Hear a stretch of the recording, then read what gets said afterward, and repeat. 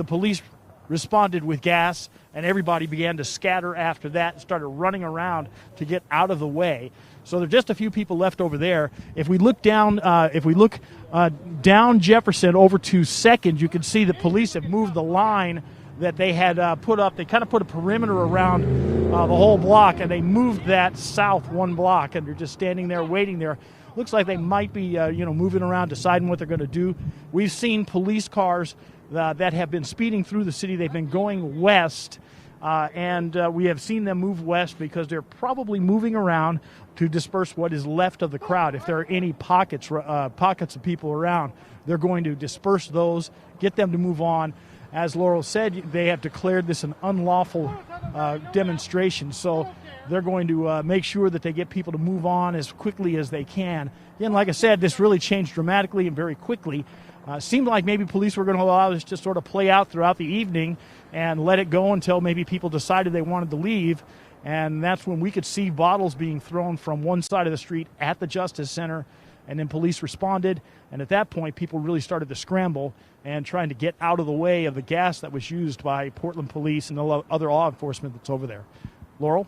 Well, stand by, Art. We're going to take a look at Sky 8, and people are just joining us on our website, so we want to keep this going for a little while. Here you can see a police vehicle with police on either side in tactical gear responding downtown. And if you're just joining us, I just want to recap what's going on tonight. This is now the third night of protests. We're half an hour into a citywide curfew that the mayor ordered. There you can see tear gas that was deployed as police try to break up this crowd downtown. We've got two groups of protesters tonight. A very large crowd gathered in Laurelhurst. Pat Doris was estimating about 2,500 people marching then from Laurelhurst Park through Southeast up Burnside. Last we heard they're around 40th, but they're marching westward. Then we have this group that was down near the Justice Center that Art was talking about. Largely, it's been peaceful, especially the group that Pat's been covering over by Southeast, and we'll check in with Pat throughout the evening. This group here by the Justice Center, that's the one that was declared an unlawful assembly. We saw sound trucks declaring, using loudspeakers, telling people they had to leave, they had to disperse, or they would be forced to leave the area. We did see a lot of people trying to run from the area. We saw tear gas around, and as Art was saying, bottles were thrown. The police say they were glass bottles that were being thrown, and that's when they declared this unlawful assembly. You know, when I was coming into work this afternoon about around 4 o'clock, I had to drive through downtown to get to KGW, and you could see on your way through downtown, and I wasn't even near the area of the Justice Center, countless buildings, businesses that have had their windows boarded up, and crews from the Emergency Management Bureau. And here you can see all kinds of police vehicles. And Allison, I'm talking to our producer. Are we looking at live pictures right now, Allison? So these are live pictures. You can see all the police vehicles moving towards the Justice Center. Art pointed out all those fences there. But I was saying that the Emergency Management Bureau, they have had crews out, everybody out trying to board up those businesses that were broken into and their glass shattered. And there are countless storefronts that have been boarded up tonight. Hopefully we won't see that kind of destruction that we saw, especially on Friday night. The Portland Business Alliance estimating that with all the damage, all the stolen merchandise, lost wages, that the damage is going to be at least to downtown businesses in the tens of millions of dollars. Let's go back to Art. Art, what's going on there now? Let's get the latest from you. Yeah, once again, right around the Justice Center, there are just a few people who are up at the fence. It looks like it might be 6. A couple of them standing up, and they're engaging the officers. There are officers, you can't quite see them from here, but there are officers that are right up there underneath the overhang there who are in their gear. They're the ones who used gas a little while ago on the protesters as the protesters began to throw things across the street at them. Portland police say they were throwing glass bottles. We could see those bottles flying across the street. And then we know just a couple of minutes later, as that was going on, that police used gas and the crowd just began to scramble. It was a mad dash to get out of this area. And we were far enough away where we saw some people as they got to us. They were pouring milk in their eyes, trying to stop the stinging from the gas that was used. So most of the people have left here, a few still there engaging them. It looks like we've seen police going west, and it appears that maybe people have gone up into the area of the park blocks, and police are going to go up there and disperse them from there as well. What police are saying is that it is an unlawful assembly, and they are not going to allow it to continue on. For a while, it looked like this was going to be something that they would just let it play out, that they would allow the protesters to stay in the street. They would chant from time to time. Sometimes they would talk to the officers who were right up there at the Justice Center, but it wasn't violent. There was nothing that was bad that was really going on at that point, and it looked like maybe they would just allow it to play out, and then hope that maybe the people would decide, okay, we've had enough, and we're going to go on home, and they were going to let it go. So that did not happen.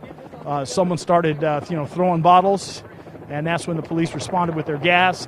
And now it looks like police, what they're going to do is go around the city like they did last night and disperse any pockets of people who are in large groups. They're going to make sure that they disperse and get them out of this area. You can see another one of the vehicles going by with the officers who are on the side of it. And they'll go and find the area where they are finding some people and need to go to work and maybe get them to move on. We have our Art Edwards there near the Justice Center. Also, Pat Doris is covering Southeast Portland for us, and we'll keep watching this throughout the night and check back with them. Chief Rush was saying that yesterday they had every single available police officer responding. Now we're into the third night of protests. We're all hoping that this stays largely peaceful. It has mostly so far, from what we've heard from the Southeast group, but we are just about a little over half an hour into the citywide curfew. Okay. All right. Well, we're going to continue on here live here on our website as we also try to endeavor to bring you some of the crowd that's over in Southeast Portland. You can see here a live shot as Sky 8 is moving over into that area, and we hope to be able to show you the protesters as they move up Burnside. But the chief saying that they're every officer is out covering this, trying to handle this. There you can see a large crowd. Is this Burnside as far as we know? So this is Burnside. They left Laurelhurst Park earlier this evening where they had gathered for a protest meeting there and a vigil, and now they're moving westward towards downtown. From what we've been told so far, this is a peaceful gathering. Police encouraging them to continue marching. They have police liaisons there trying to keep things handled and peaceful. And our Pat Doris is down there watching that. And you saw Art Edwards downtown where the people that near him have dispersed, but they may have gone to different pockets that the police are monitoring. On Friday night, we were here live Friday night when it was much more destructive. Throughout the evening, we saw looting. If you were watching that night, a lot of looting of some of the businesses and fire set downtown, a dumpster fire. Also, we saw fire lit inside the Justice Center. The Justice Center was ransacked, and the first floor, they had set a fire inside the first floor, and there were actually people working in the Justice Center at the time. They were able to get out unharmed, and the Justice Center's sprinklers came on and put the fire out there, but there was a lot of damage to the Justice Center. As you've seen from our live shot with Art, there is now a fence around the Justice Center to try to protect it. Thick clouds of tear gas you could see throughout downtown that night, and also earlier this evening we saw more tear gas deployed. Earlier today, yesterday I guess it was, Commissioner Joanne Hardesty said, I took a couple of notes of some of the things that some of our city leaders have said. Joanne Hardesty said, "I want to be crystal clear. What happened Friday night was not about standing up for Black people's rights. It was not about acknowledging the death and harm that took place." And then Portland Fire Chief Sarah Boone, who is African American, said the anger and violence being witnessed is not only about the killing of George Floyd in Minneapolis, but also about a system that allows people of color to feel fear every day. She called what we're witnessing a moment of reckoning. We're going forward together to create an actual community where respect and dignity are our core values. And here you see this group. This is Southeast Portland again. If you're just tuning in, you're looking at Burnside, where a large crowd has taken over the street there, moving down Burnside westward towards downtown. We don't know what their final destination is. They started earlier at Laurelhurst Park and have moved westward since then. Let's check back in with Art Edwards. Art, are you still with us? Art's not there right now, but I did want to tell you, as you watch some of our shots, some of our reporting from Southeast and also downtown, we want to let you know that we have taken the position where we want our crews to be safe, and we are trying to keep them at a safe distance, not to get too close to what's happening for a number of reasons. We're also mindful that journalists have been hassled across the country during some of these protests, so we're trying to keep our crews safe. So you will notice that we keep our distance during these demonstrations for that reason. So do we have Art with us? So Art, give us the latest from there.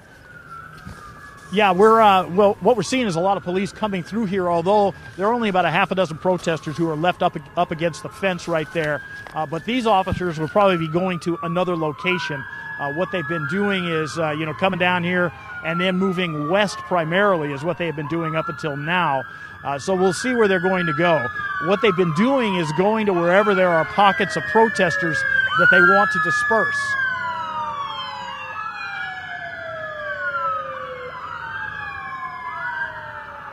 As you can see, it's quite the show of force. They make their move. They go to where there are people who are, in a crowd gathering. If they want to disperse them, in fact, just a few minutes ago to hear what sounded like a flashbang in another part of downtown, but we could still hear it over here. You hear it all over, and you hear them echo through downtown when they do go off. So they're going to be moving around, it looks like, and trying to get people to move on and no longer stay downtown. They declared it an unlawful gathering. They say that it is not something that they're going to allow to continue to go on. You can see this is Madison, where you're looking right now, and you can see the police officers there. They have been staging along the block all around the Justice Center. They had the fencing up, but they've been staging along there, making sure that no one can get very close on any side of this building. They've been doing that throughout the day, and everything seemed like it was going along just fine until just a little bit after 8 o'clock. When someone on the protest side of the street began to throw bottles across the street towards the Justice Center. Portland police say in a tweet, they say that they were glass bottles that were thrown. We could clearly see them from where we were about a block and a half away. We could clearly see that someone was throwing bottles. And then we know at that point that Portland police responded with gas. And as I said, people just started to scatter at that point, trying to get away from the gas, because it is really uncomfortable if you get too close and you get a face full of that stuff. Laurel? We want to let you know that police have said that they have dispersed the crowd that was there at the Justice Center. They declared that an unlawful assembly. But to put it in perspective, they also did want to thank the people who are remaining that are peaceful and acknowledge that the crowd on Burnside is remaining peaceful. They are marching, going down Burnside westward, and it's a very large crowd, and they have stayed peaceful, and the police acknowledge that, and they're grateful for that. We hope it stays that way. There really is so much pain in the community from a lot of different angles, and we've heard from the Black community that the pain is so deep. It goes back hundreds of years about how they've been treated by police, but also you think about this pandemic and COVID-19. It has disproportionately affected the Black community with the frontline workers, and the Black community has been infected at a far larger rate than the rest of the population infected with coronavirus. So there was that during the pandemic, and then the George Floyd killing on top of that just brought up a lot of anger and hurt and pain. And these people on Burnside are walking as allies, walking down Burnside peacefully for now. And we do hope it stays that way. We're going to be continuing to monitor this, as we have these two groups, one downtown near the Justice Center that police are now saying have been dispersed. And they've declared that area an unlawful assembly, trying to keep people away from that area. But as we watch these marchers on Burnside, this is a peaceful demonstration. We're going to take a look now. As you can see here, police, and this was earlier this afternoon, a viewer sent this in to us, and it's really powerful and emotional to look at this as police take a knee along with protesters in support of what they're trying to say, those who are protesting peacefully, and shaking hands there, as you see. But it's really powerful to see, and I know police are really tonight trying to make sure that it stays peaceful. Okay, we have Sky 8 now, live over Burnside. And you can see that this crowd stretches for many, many blocks. It started earlier today at Laurelhurst Park. And then the crowd started moving westward down Burnside. And a second crowd there at the Justice Center in that area, where we did see some problems around 8 o'clock with some glass bottles being thrown at police. And then tear gas was deployed trying to disperse people, loudspeakers telling everyone that they had to leave. It was now an unlawful assembly. And from Art's reporting, it sounds like that has been fairly successful down there as far as dispersing the crowd. Although he did say they may have moved to another area. We aren't sure about that. So we're going to be keeping an eye on that, as are police. Well, there are a lot of police downtown in tactical gear trying to see if any of these groups have splintered off. We're going to keep watching this. We want to let you watch this crowd as it moves down Burnside. Of course, this is our third night of protests. I was here Friday night when it all began, and it did start off peacefully that day as well. It was started off in the morning, just late morning, about 11:30, out at Peninsula Park, and it was a peaceful protest with vigils, and then later in the evening, the marches started, and it was probably a little after 9 that we first started getting our reports downtown that some splinter groups had broken off and started causing some damage, breaking windows, smashing glass, businesses breaking into businesses, setting some fires and dumpsters inside. One had a firework was thrown into Chase Bank, started a fire there, and then we of course saw the fire lit inside the Justice Center. And it, as our reporters described on Friday night, it was chaotic that night. This is, if you're trying to place where this is, and you might be able to tell by that jog off of Burnside, that is Burnside and Northeast Sandy that you're looking at here, where the crowd is, if you're trying to track where they're going. We haven't been told exactly where they will, if they have a destination, but they are marching down Burnside, right about Sandy right now. We'll continue to watch this as thousands. I think Pat thinks it's about 2,500 people. We don't, of course, know exactly how many, but that's his estimate. It was about midnight on Friday that police declared the situation. Friday night, a riot, and of course, we're all hoping that this remains peaceful from what you're seeing there. We didn't see Friday night officers, for the most part, intervening to stop people from breaking into buildings and looting, but we did hear about 13 arrests happened Friday. From what I've read, one officer was hurt by something being thrown at him, possibly a rock. Another officer reportedly injured by an incendiary device. I don't know what their conditions are. And also there was an unrelated shooting and then another shooting that might have been related to the riots on Friday. Then Saturday was not nearly as destructive as Friday night, but there were a lot of arrests. I think I read about 48 arrests on Saturday. So we've had upwards of 70 arrests throughout the last couple of nights. This is a statement from Reverend E.D. Mundane, the president of the local NAACP. And he said this after the riots on Friday night: destructive acts that hamper the progress of our cause can only be committed by those who do not truly care about preventing further George Floyd's or are too ignorant to know better. To our non-black allies, do not commit violence in our name. And so far tonight, Sunday night, it seems to have remained largely peaceful with two protest groups. One downtown. They were near the Justice Center. That crowd has largely been dispersed, according to Art Edwards, who's reporting down there. And then this one we're watching to see exactly where they're going. It started at Laurelhurst Park with hundreds of people marching down Burnside and now past Sandy in Northeast. And they're continuing to march westward. There are some police liaisons that are along with them, trying to keep this peaceful. And so far, they acknowledge that they have, and they are tell them that they're grateful that this has been a peaceful crowd.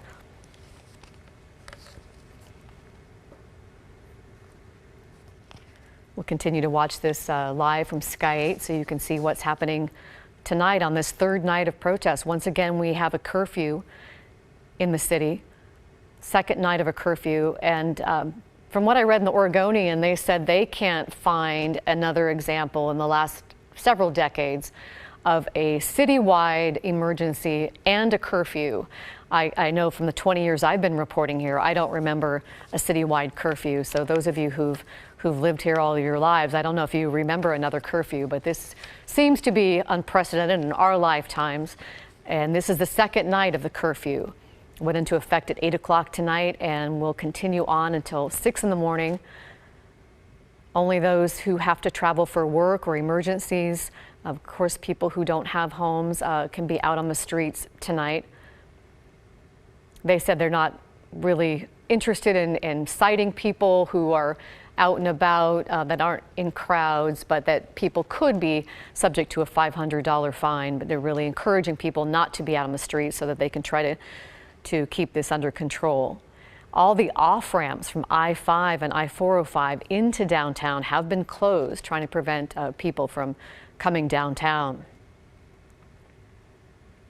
Looks like maybe people waving at Sky 8, I'm not sure, but as you can see, it just does still look peaceful as people continue to march down Burnside.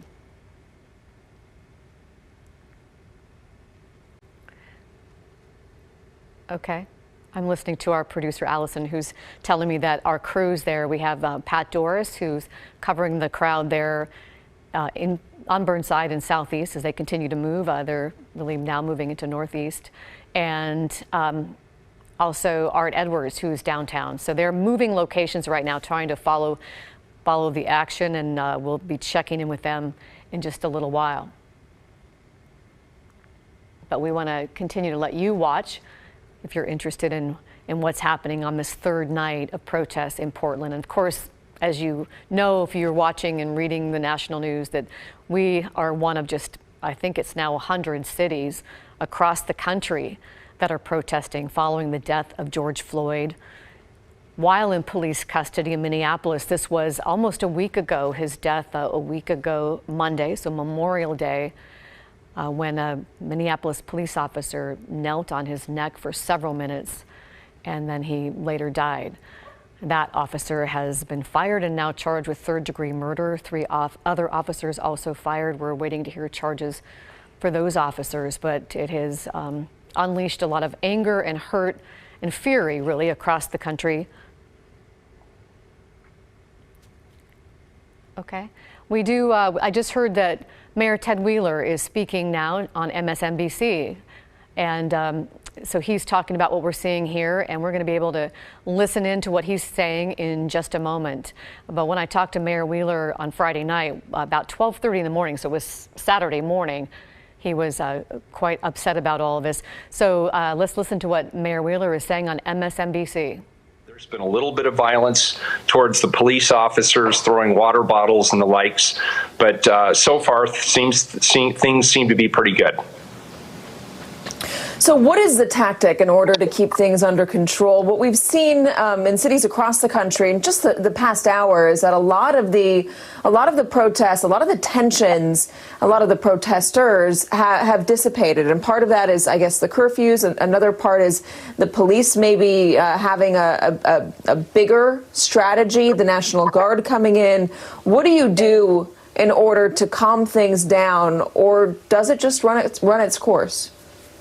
Well, every demonstration is different. But first of all, you start with clear expectations. We obviously support people's First Amendment rights to assembly and free speech. We do not tolerate violence or vandalism.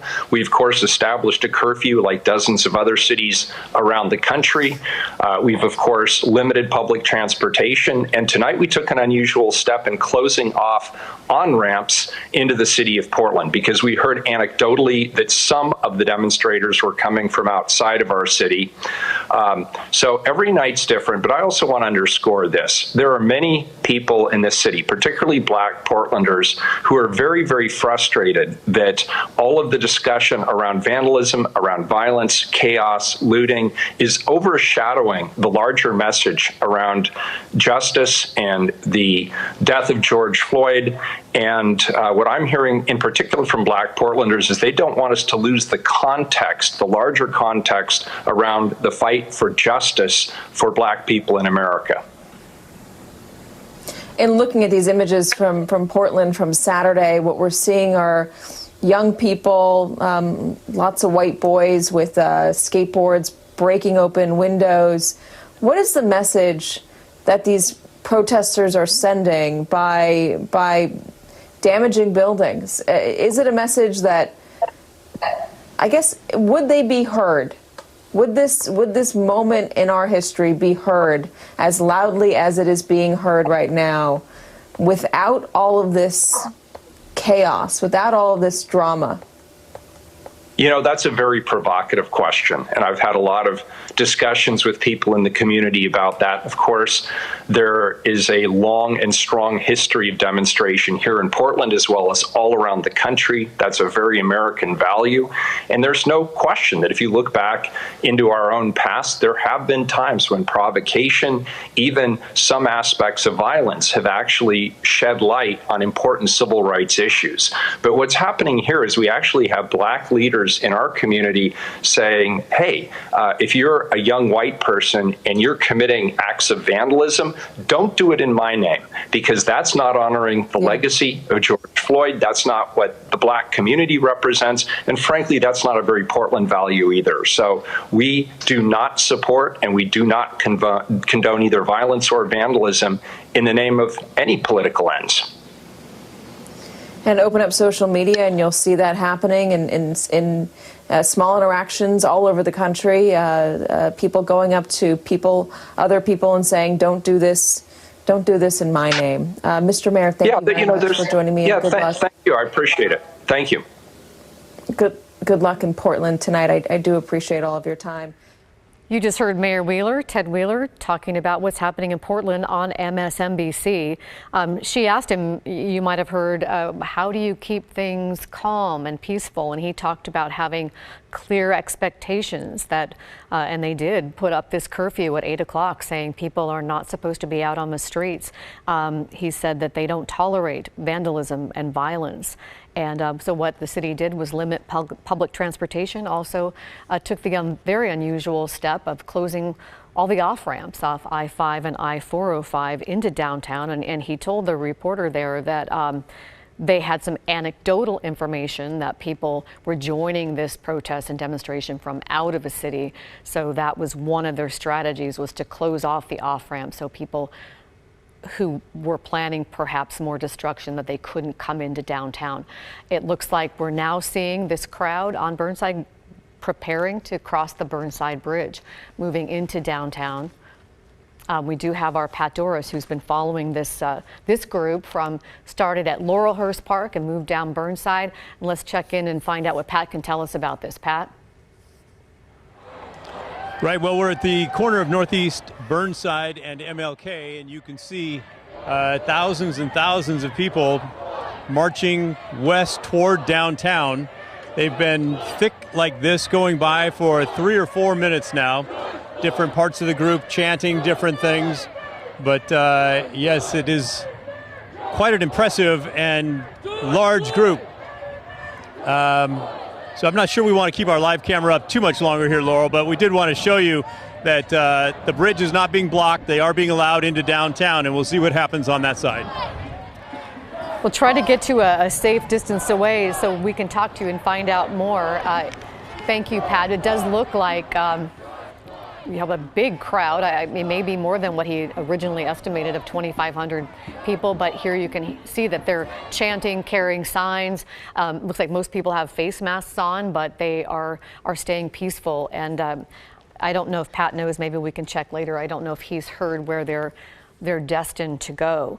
But you did hear the mayor on MSNBC talk about, the message. Like, would people be hearing the message about police brutality and the pain the Black Americans are feeling without the destruction that we've seen and the disturbances, would people be listening? And he said, called it a very provocative question, that in the history of Portland protests and other protests, that yes, sometimes those things do bring change and bring things to light. But he did reiterate something that we heard from the president of the NAACP following Friday night's demonstrations and the destruction that we saw, that this isn't the way to do that. That was Reverend E.D. Mondane, who said that destructive acts that hamper the progress of our cause can only be committed by those who do not truly care about preventing further George Floyd's or are too ignorant to know better.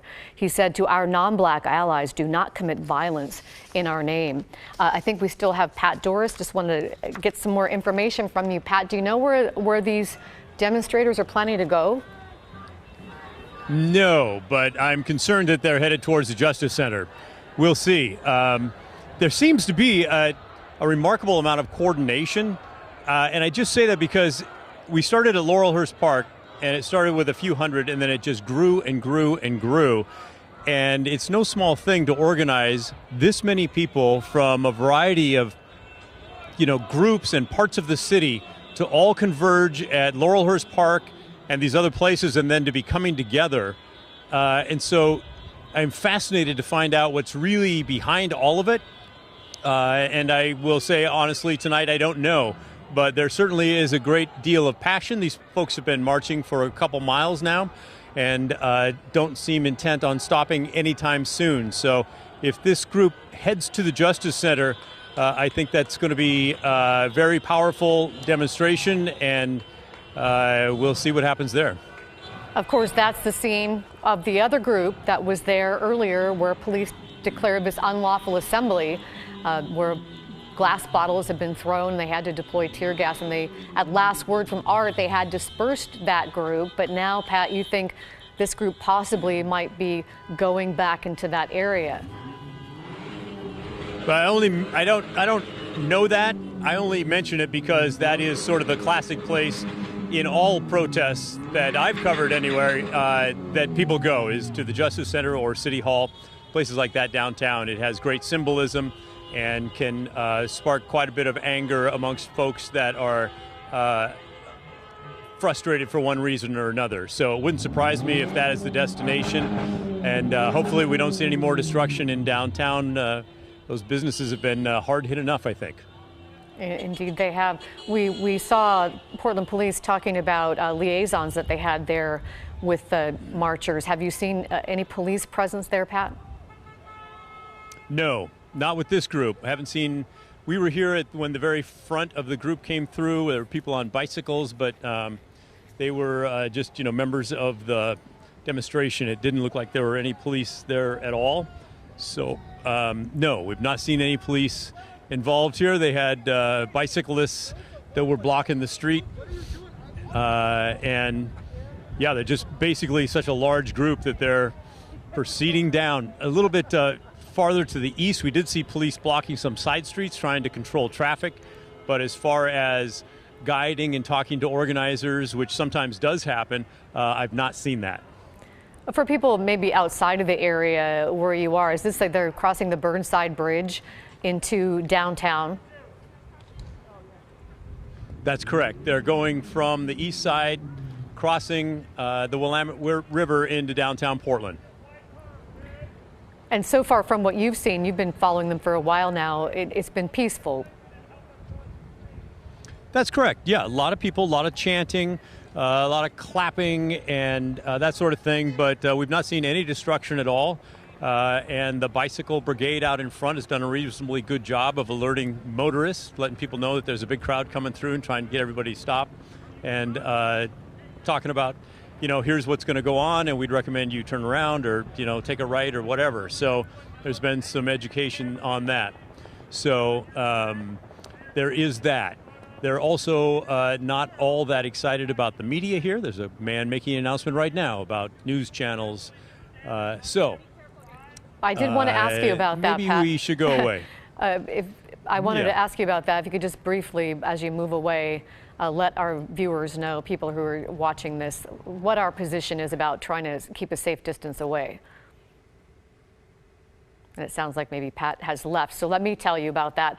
You heard Pat saying that there were people there not really welcoming the media being there. And we have heard about journalists being hassled across the country in some areas during these protests. And we are taking the position to keep our crews as safe as we can, of course, and keeping them at a distance. We don't want to become part of a story. We want to cover it as best we can for you, but not get involved. And we don't want to get in the way of police as well. So we will be, you'll notice that we kind of break away from our reporters every once in a while as they try to change position and cover this, but also do it from a safe distance. It did look like from Pat's shot that there are also a number of cars cars traveling in that area along with the demonstrators. But so far everything's peaceful. Looking at the Burnside Bridge as this crowd makes its way across into downtown. And Art Edwards is on the other side of the bridge where, Pat's not sure where they're going. We don't know where they're going, but it could be in the area of the Justice Center, which is where we had the unlawful assembly earlier. Police declared it that way. Art Edwards has been covering that. You're looking now live at what's going on Burnside. Right. Yes. You know what? I think, Laurel, the question is going to be, will they be allowed to get all the way across Burnside? Because the state troopers are out here helping. They were out here last night as well. They're the ones who are on the back of on the sides of those vehicles that you see that are up on the bridge. We could see people beyond them who are walking westbound over the bridge. Well, like I said, what's happening is that the state troopers at one point here at Second all jumped off, put a line across Second, then jumped back on, moved onto the bridge. So the question is going to be, how are they going to handle that? Are they going to allow people to come across? Are they just going to block cross traffic? Or are they going to make a stand and say, well, you're not going to be able to get across? In fact, right now, it looks like all those state troopers who are on those vehicles are now coming back down off the bridge. They're driving westbound on Burnside. And we can see the people, the marchers, beyond them. So it does appear that they are going to let them, it looks like right now, they're allowing them to continue to walk along the bridge. There are some cars that are trying to go eastbound, and they're going to be stuck for a while because there are marchers that are coming straight towards them, and they don't have a way to get out of the way. So they're going to be stuck right there at that point, and we'll see what happens as those marchers continue to come this way. So, Pat's thought that maybe they'd be going to the Justice Center sounds like it probably could be a pretty good thought as to what they're going to do, because there have been so many protests over there at the Justice Center. This would be a way they could do it. They could come across the Burnside Bridge. They could cut over on 3rd and make their way. It's about, we walked down here from there, from Madison and 3rd, from that area. We walked down here. It's probably about a 10-block walk, and you can make that fairly easily. So there is a good possibility that that's what will happen, that police will allow them to go ahead and continue to walk and make their way over there. And we'll see what they're going to be doing. We see more of the Portland police going across the street. They're going north on 2nd right now, and maybe trying to figure out a position that they need to be in. We're seeing now the cars that were trying to go eastbound on the Burnside Bridge are now turning around so that they can get off the bridge before all the marchers reach them. Yes, I think, as we've been saying, we try and stay back as much as we possibly can. So I think that in the next couple of minutes, as they continue to get closer, we're going to push back probably onto 2nd or 3rd and move back away off of Burnside a little bit and let them go past us so that we're not sort of in the middle of it. We don't want them to be engulfing us in the middle of all of this. So we'll probably pull back and move over and move out of the way a little bit. The chopper might still be able to see them, would certainly be able to see them from up above. I think I can hear the chopper up above me right now. And we have a really good Laurel? shot right now, Art, from our Wells Fargo Skycam that you can see, folks on the right there. That's our Wells Fargo Skycam, and you can see just massive amounts of people crossing the Burnside from the east side to the west side, as Art was telling us that there were police officers that were on the end of the west part of the Burnside Bridge, and it looked like they might not let them through, but now they have moved away, and it looks like they're going to let this group pass. There are cars that were trying to cross the bridge from the west to the east, but they're not going to be able to do that, obviously. So those cars are trying to turn around. It would be quite a traffic mess. You wouldn't want to be downtown right now amidst all this. But so far, this crowd has remained peaceful, just walking, chanting, demonstrating. Art, did you want to jump back in?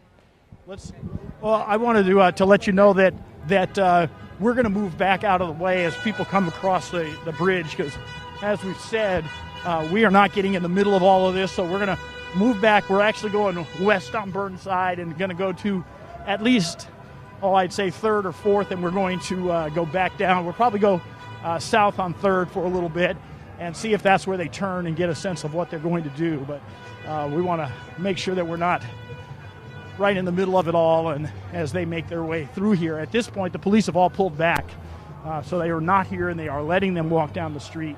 And that's what's happened, this massive crowd moving west on Burnside. Can you hear what can you tell us what the police are saying as you move? This group will set the tone for this evening. I just heard the actions of this group will set the tone for this evening. Destroy your city. Do not destroy your city. Yeah, so they're saying, right, do not destroy your city. They're saying that the actions of this group will basically determine how this goes. Do not destroy your city. So it appears as if Portland police are willing to let them go and do this. They want to protect your First Amendment rights. The actions of this group will set the tone for this evening.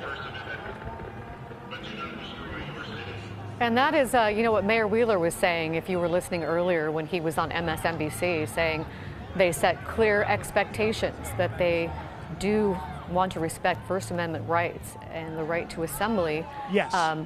But also, they will not tolerate violence and vandalism, not what we saw Friday night. It doesn't sound like they're going to tolerate that. And they've been commending this group for staying peaceful, and that they're setting the tone right now, if they stay peaceful, that they want to be able to let them pass and walk through downtown. Looks and like this they're group letting is them do that. That's right. Yes, it does. And this group is now turning south on 3rd. If they continue down 3rd, 10 blocks or so, that leads them right to the Justice Center. The announcement said they want to protect their First Amendment rights. What this group does will set the tone for the evening, which we would take to mean that they're going to allow them to do this as long as they remain, as long as there is no violence. As long as they continue to do this, they're chanting, they're walking, they're not causing any kind of issues at all. Portland police will allow them to do this as long as everything stays the way it is right now. Well, certainly no one wants a confrontation between these protesters and police, and hope that it stays peaceful and calm like it is right now. Friday night, from some of our reporters, it was splinter groups that split off from the peaceful protesters who caused the damage. So we hope that we don't see that tonight. The mayor alluding to anecdotal information they had that there were people from out of the city who might be trying to join this demonstration, and that is why they shut down the off-ramps from I-5 and I-405 into the city. This group, starting at Laurelhurst a couple of hours ago in the park in southeast Portland, and then making their way all the way down Burnside, and now across Burnside, they've crossed into the city, into the western part of the city, and as Art said, they've turned onto South on 3rd, and then it would be another 10 blocks or so to the Justice Center. We don't know what their eventual destination is. Pat didn't know, but that could be where they're going, and they seem to be headed in that direction. Are you still moving to a safe place? Yeah, we're in a pretty safe place right now. You can probably see, if you see our picture, that they're all staying in the road, and we are off the side of the road, and people are just continuing to move and chant. They have signs, they're raising their arms, but it is at this point a peaceful procession that is now moving south on 3rd, and we'll see where they end up. The protest that was at the Justice Center earlier was going along peacefully and just fine, and then someone, probably it looked like a small number of people, began to throw bottles at the Portland police who were at the Justice Center, and that's when police responded with gas. So it wasn't the majority of the people who were out there. It looked like it was just a small group that began throwing things. Portland police made the announcement they want to protect people's First Amendment rights, meaning they want to be able to allow them to do this, but it does have to remain peaceful. Otherwise, they will take action if it does not remain peaceful. And so far, we do want to make that clear that it has been peaceful for the most part, with those few exceptions that Art mentioned at the Justice Center earlier. And the mayor mentioned that in his conversation on MSNBC, that Black Portlanders are frustrated that what we saw Friday night and some of just the few scattered things that we've seen sort of take away, they overshadow what happened and their demand for justice in the wake of the death of George Floyd and so many others before him. They don't want to lose that context for the fight for justice for Black America.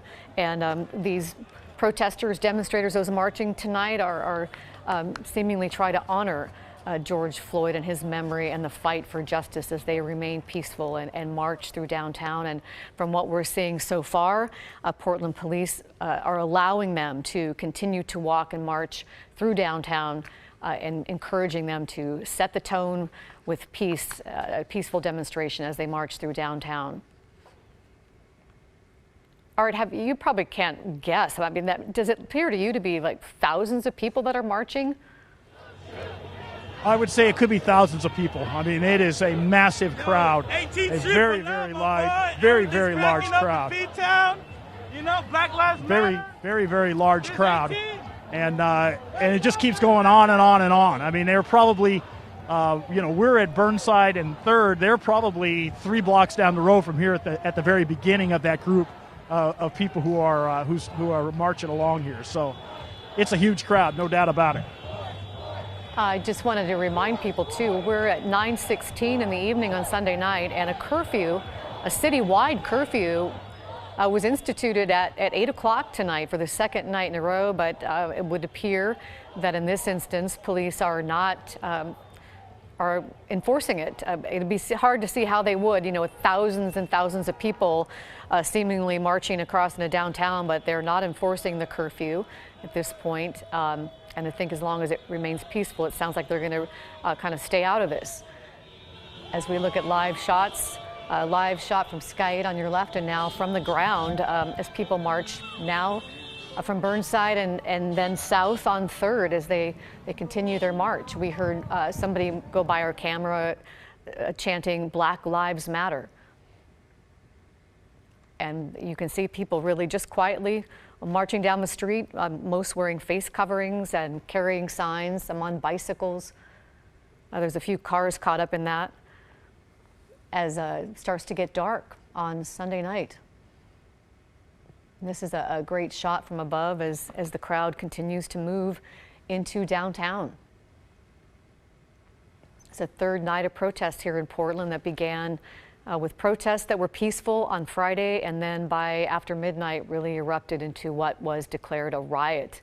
And we saw so much looting and destruction, businesses that had their glass broken, people marched in, broke in. We saw Pioneer Place, people going in and grabbing armloads of handbags and looting the place. The Portland Business Alliance estimating that many of the businesses, if you count it all up eventually with all the damage, with their stolen merchandise, with lost wages, will total into the tens of millions of dollars easily.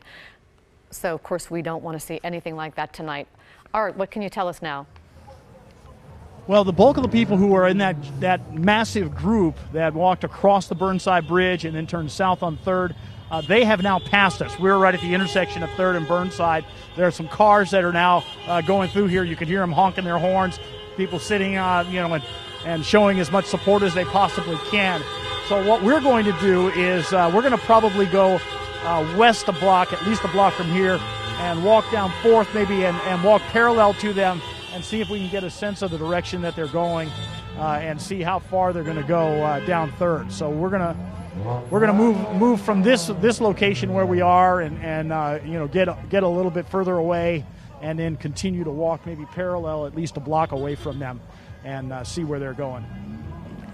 All right, Art, we'll check back with this. It's and you can see all these cars that are kind of stuck in the traffic. That person actually seems to have a sign, so I don't know if they're honking because they're wanting to move past these demonstrators, or if they're, kind of in empathy and supporting them. It looks to be that the latter. But we do have, thousands of people right now downtown, so it isn't a place that you'd want to be traveling. And also there is a curfew that has been instituted and implemented throughout the city. In this instance, it does not look like police are enforcing it at all.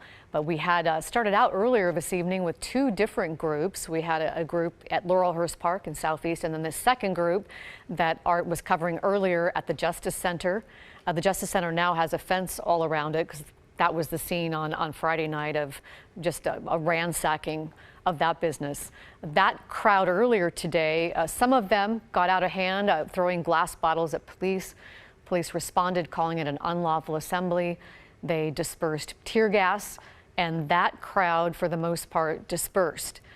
And then we started following this group that started at Laurelhurst Park and moved across Burnside and now into downtown as evening descends on the city. And they're moving up 3rd, south on 3rd, and their eventual destination is not known. It could be the Justice Center that is in that area about 10 blocks from where they turned on 3rd. Our Art Edwards and Pat Doris have been following the crowd and reporting that they've remained peaceful. We'll see, we have a new police tweet here that we're going to take a look at and see what they're saying.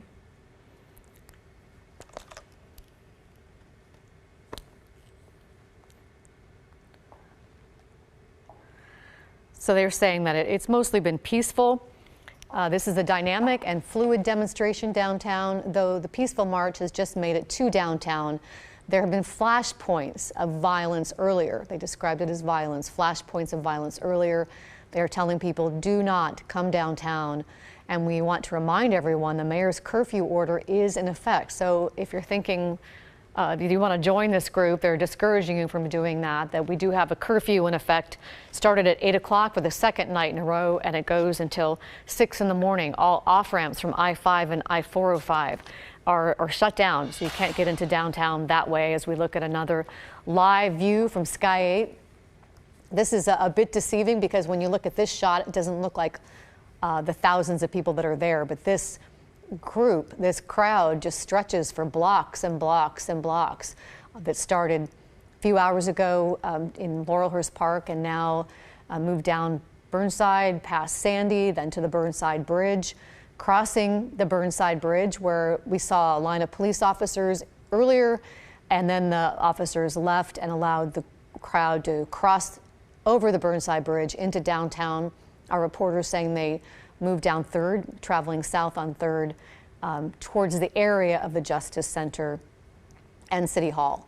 So we'll see where they end up, and we're all hoping that it remains peaceful. The police had loudspeakers earlier. If you're just joining us, they were saying, what you do tonight sets the tone for how this evening will go, and remain peaceful. Do not destroy your city.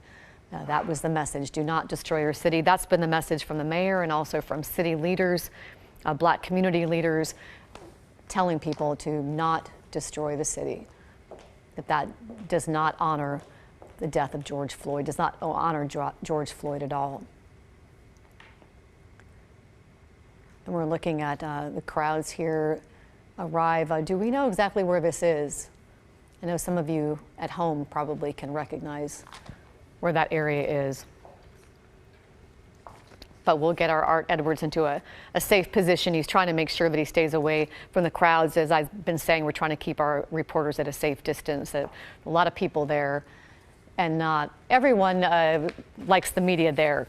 Pat was saying that had some people telling them that they didn't want the media there. So we are trying to keep our distance as we try to cover this for you. And also joining me, this is Laurel Porter, if you're just tuning in, and also joining me, Brittany Falkers is with us tonight to add her voice to as we cover this throughout the evening. Yeah, Laurel, I'm here, and I really want to bring up a point, too, that we've been talking about some images that we showed you earlier, a sign of solidarity that we saw between Portland police and Portland protesters just outside the Justice Center today. A really powerful image. It seemed as though, there was some confrontations going on, and then a man comes up to an officer and says, you know, would you take a knee? Would you take a knee and work with us to kind of settle these tensions down? And you see the officers take a knee. You see the protesters take a knee. And what's amazing afterwards is that you see handshakes and even hugs between these protesters and police. And it is an amazing sight to see. And the viewer who sent us in, he said, my mind is blown. You know, my mind is blown that I'm seeing this right now. You're seeing that video from earlier today. This is just outside the Justice Center. Happened around 2:20 in the afternoon. And you could hear a lot of the protesters just asking, take a knee, and we'll be willing to work with you. And that's exactly what those officers did. It's those little signs of hope that I think so many of us are really clinging to right now when we see this, because we know that there is good in the world, and it's so important to see that and see that progress and that we can work together and find solutions. Listening to that conversation that happened right before it, you know, tensions are so high right now, and there's anger, and it's real. It's a very real and validated anger, and our voices are raised, and you can hear a lot of yelling, but in that same yelling and what feels like and kind of looks like chaos, there is actually understanding in there. We're going to have more on that coming up a little bit later, but it is just really important, I think, to show all aspects of these protests that we're seeing. We're continuing right now to take a look with Sky 8 as protesters continue to march. Of course, as we've mentioned, the curfew went into effect at 8 o'clock tonight, and we are, of course, well past that. This is the third night of protests here in Portland. And right now what we're seeing, it really does. It's just a lot of people continuing to walk down the streets. And as we've been talking to our reporters, hearing those different voices and who's really out there tonight is really important to keep in mind as well. But I think keeping that message in mind, that our city leaders, that our Black community leaders are continuing to really keep top of mind, and that is the action to fight injustice across this country for our Black community and for our people of color and minorities, and hoping to keep that message alive. Many protesters throughout the day and protesters out there again tonight. So let's just kind of take a look right now as the sun has set, as you see the yellow glow of the streetlights out there, as people continue to march down our city, all throughout our city. It is something that we continue to see, and here in Portland, you know, we're familiar with protests. This is not necessarily something that's new as a protest, but this is something that's different. Laurel, you and I had talked before, you know, a curfew, an 8 o'clock curfew. It's nothing you've seen here in Portland. No. I was reading the Oregonian. They tried to find any instance of a curfew, a citywide emergency called and curfew, and they couldn't find any clear indication there had been one in decades. And the 20 years I've been here, I don't remember anything like that either. So it does seem to be unprecedented, at least in our lifetimes. If you remember one, let us know. But second night in a row of this citywide curfew. We're seeing curfews all across the country with these protests. For those of you living in Salem, I'll let you know that Salem police say there have been disturbances in downtown Salem, and they're encouraging people not to go into downtown. And I was just looking at the Portland Police Twitter feed, and they did retweet something from the Multnomah County Sheriff that we've seen as investigators are trying to find the people who set the Justice Center, who set that fire in the Justice Center. They're seeking assistance in identifying them. That started Friday night, the 29th, into the 30th. So if you have any information that you think would be beneficial in helping them identify the people who set that fire, there is a tip line, an arson tip line that you can call. It's 503-823-INFO. And that was really, I don't think I've ever seen that either. That sort of set the whole scene, the tone, as they were talking about earlier, police saying what you do tonight sets the tone of how this evening will go, how they will respond. On Friday night, what happened at the Justice Center, I think, set the tone. It was when in Minneapolis, when they burned the precinct there. They'd never seen anything like that. We'd never seen anything like that at the Justice Center. It was ransacked. People were in the first floor working when the fire was set. They got out unharmed. The sprinkler system put out the fire, but now the Sheriff's Department is trying to determine who set the fire. So if you have any information, call that tip line. But that's how that night went Friday night, from that into fires set in dumpsters, fireworks thrown into buildings Friday night in the Chase Bank, We saw looting at Pioneer Place and a number of other places with people running out with merchandise, and damage estimated now to be in the tens of millions of dollars for Friday night. So everyone hoping that tonight, although we're seeing thousands of people downtown, that remains peaceful.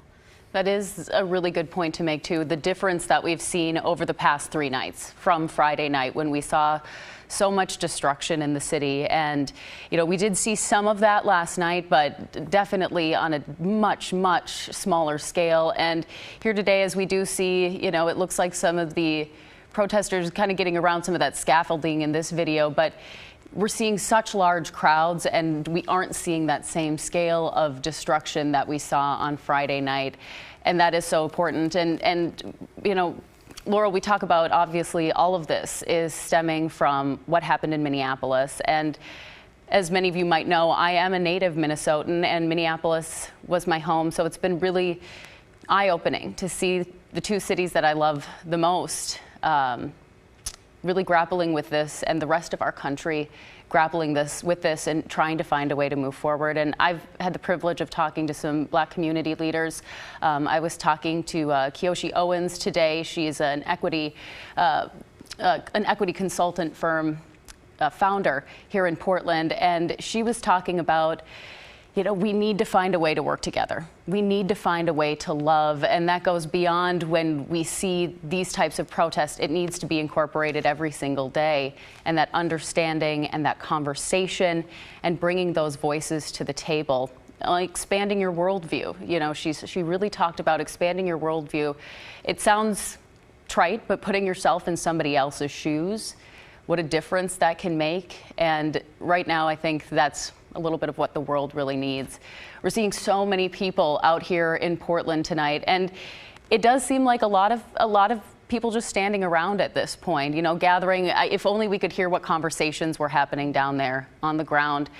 I think, you know, Morgan Romero talked to community leaders today, and she said their response to what's happening is just as unique as the people that we talk to, just as diverse as the people in our community. And I think that that's something to really importantly remember. We each have a story, we each have feelings, and it's important to voice those feelings and do it safely. And I think from what we've seen, the crowd here showing solidarity with the Black community and staying peaceful right now for really all day. Largely, we've seen a peaceful demonstration. Portland Fire Chief Sarah Boone, who is African American, said yesterday the anger and violence being witnessed is not only about the killing of George Floyd in Minneapolis, but also about a system that allows people of color to feel fear every day. And also during this pandemic, that's exacerbated things. There's been such a disproportionate number of Black Americans who have been hit by the coronavirus. Not only are a lot of their households affected with wage earners being out of work, or a lot of them are on the front lines, and so there's been a disproportionate number of Black Americans who have been infected with the virus and who have died from the virus. So that is the background upon which this is happening, with George Floyd's killing almost a week ago in Minneapolis. That just unleashed all that anger and hurt that they have been feeling for hundreds of years in this country. But then you just put it in context of the pandemic and what they're going through there. And this is an example of that pain and trying to be heard and let people feel it. And I think what we're seeing in Portland is people showing their solidarity. And there are thousands of people downtown doing that right now. Sarah Boone called this a moment of reckoning. We're going forward together to create an actual community where respect and dignity are our core values. And I think that's what all the city leaders hope come out of this. Mayor Ted Wheeler, saying that they have clear expectations, that they're setting these clear expectations with this curfew, but also closing off the off-ramps into downtown, saying they won't tolerate vandalism and violence, but they do respect people's First Amendment rights. And it does look like the police are really trying to allow that expression of their First Amendment rights as long as this demonstration tonight remains peaceful. And it is important to note, we saw some of it last night where there looked like there were just a few people walking around interested to see what was happening. Not sure if they were involved in the protest or not, but because of that 8 p.m. curfew, please just continue to keep an eye on our coverage, follow things on social media. Do not go to downtown and put yourself in that situation if you're not already there. We'll continue to bring you that coverage because, again, that curfew went into place at 8 p.m. tonight. And so we definitely want to keep that informed for you people at home who are watching this, because we did see some people out last night curious, how could you not be, to see what's happening in your own backyard. But as we as journalists continue to try and stay back from it ourselves, we ask that you do as well. And Laurel, when you were talking about the long systemic history of oppression and injustice for people of color, and especially our Black community, that was something today that when I was talking to Kiyoshi, I said, you know, you always start a conversation, right? How are you doing? And it's so just formulaic for us to say, oh, good, even though we're not. And I was just like, I was taken back a little bit, and I said, it's just been such a crazy, crazy week. And she's like, crazy week? It's been a crazy 100 years. Mm-hmm. And that hit me really hard. And I think that it is important for us to remember the history and the things that led us here. And I think that we'll continue to examine that for the weeks and months to come. But it is really important to remember the history. And one of the things I really took away when talking to Kiyoshi as well was about educating ourselves and the things that I myself find my ignorance in, and not looking for that other perspective. And that goes for all of us. Everyone can use a little bit more perspective. And that's really important to keep in mind as we move forward. And we remember that this is happening now, this is happening in our city, but it's what happens next and what we do next, what action happens, what we can do with our city leaders. And, you know, I've heard some people who are much more eloquent and well-spoken than I say, you know, this is anger's real, it needs to be taken into action. And that's about reaching out to public and politicians and people who lead our community. And I know we heard Mayor Wheeler say earlier, I need to do more.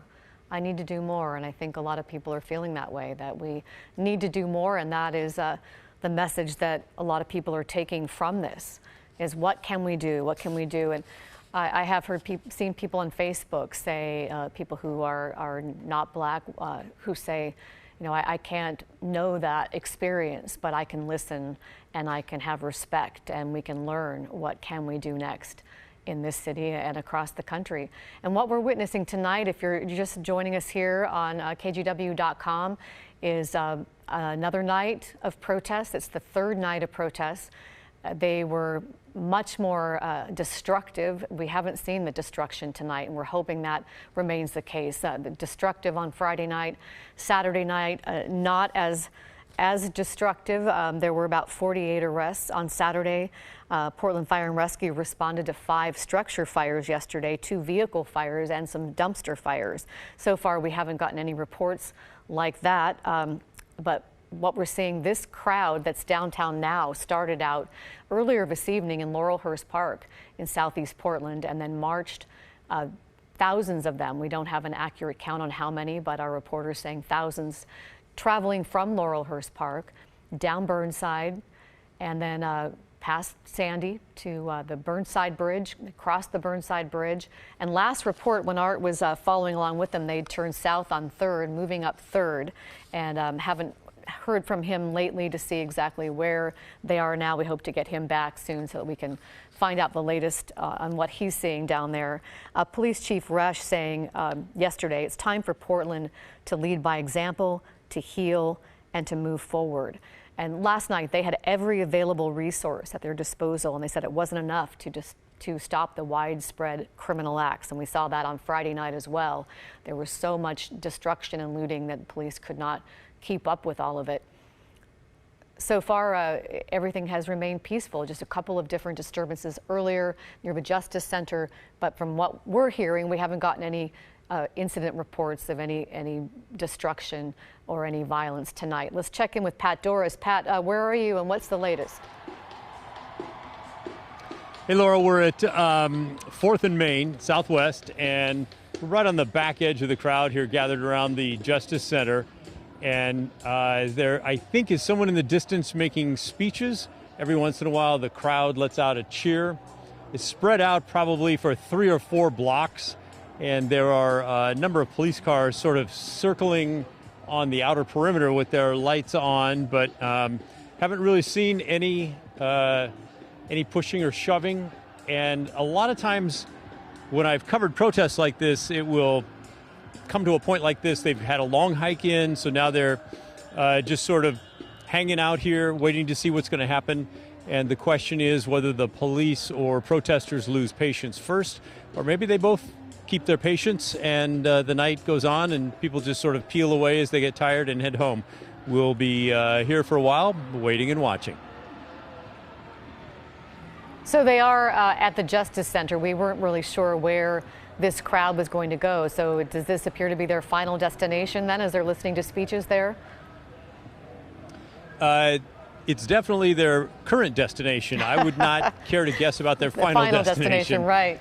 Well, the night is still young. Yeah, this seems to be right. But from what we've seen, yes, the folks that we were watching cross the Burnside Bridge did come downtown and came to the Justice Center, which, does make a lot of sense. So they're just sort of standing in a very thick group all around it and chanting, and occasionally there's cars coming through revving up their engines, although not getting very far through over in front of the federal courthouse.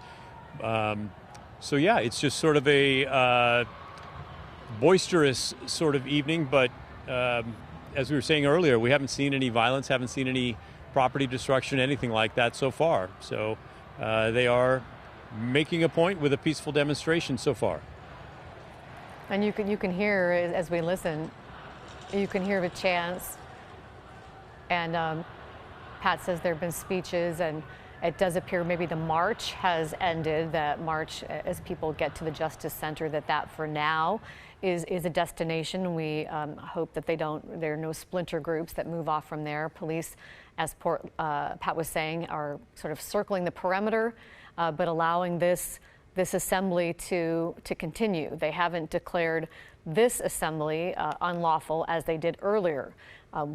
Earlier in the evening, as we started reporting, there were 2 separate groups of protesters. The first one started at the Justice Center, and they did declare that one earlier an unlawful assembly and told people to disperse. They did have to deploy tear gas. There were glass water bottles thrown at police that they reported on Twitter that was happening.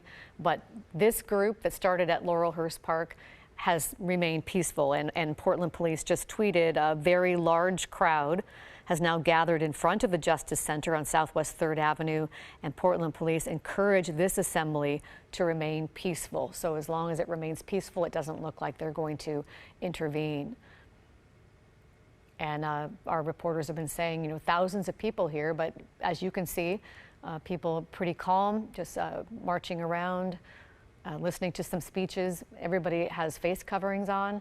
I know that is a concern that people have had, that with these large groups of people that there could be the possibility of some infection from coronavirus. So all of this is against the backdrop of coronavirus, the virus still out there, and hoping that we don't see more infections as so many people have gathered together. But it does look like most people are trying to wear face masks. And that's true. I mean, we're seeing from the surgical face masks that we see to face coverings that are out there. And that, Laurel, has been a concern, not just here in Portland, but of course all over the country. And it is really, it says something when a pandemic takes a back seat to injustice. And that's what we're seeing all across the country right now.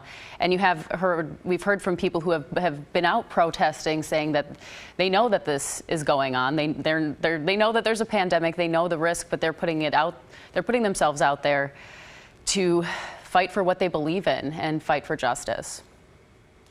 And so as we continue to see more crowds grow, as Laurel just mentioned, Portland police tweeting out this large crowd gathered in front of the Justice Center, as we've seen this move throughout our city. And it is a much different scene than what we saw yesterday. Yesterday, we saw what started out as a large group and then disperse into smaller factions. Once that 8 o'clock curfew hit, we saw, maybe groups of 10, groups of 20 here or there.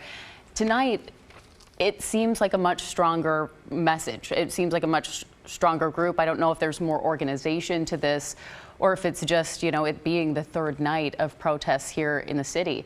But it does seem like these protesters are staying much closer together than we saw last night. Last night it was kind of the police would be pushing into one area and the protesters would go one direction, and then maybe a few would break off into another direction. It became very scattered, especially in the downtown area, and then moving on to the Lloyd Center. Tonight, though, a different scene. I do have to say, Laurel, you were covering live Breaking Friday. I was covering live Saturday, and it is really interesting to see how this has progressed and the differences from night to night here in our city. It does, as we look at this, look like people just want the message to be heard about justice and calling for justice and Black Lives Matter. And I'm sure the people there want this to remain peaceful. What we saw Friday night and what we think might have happened is some groups splintered off to cause some of the destructions that we saw. So we're hoping that this, and so are police, hoping this stays peaceful. The mayor was on MSNBC earlier, and the anchor asked him, what do you do to calm things down? What is the strategy? And he talked about laying out clear expectations. And well, one of the things they did was establish a curfew. That obviously these thousands of people did not abide by the curfew, but police have decided to let them express their First Amendment rights. And the mayor says they respect that, but they won't tolerate vandalism and violence. They also limited public transportation, so a lot of outside people couldn't come into downtown. They closed off the off-ramps, which was a unique strategy. The mayor saying that there was some anecdotal information that perhaps people were planning to come from outside to join this demonstration, so they closed off the off-ramps to see if they could limit that.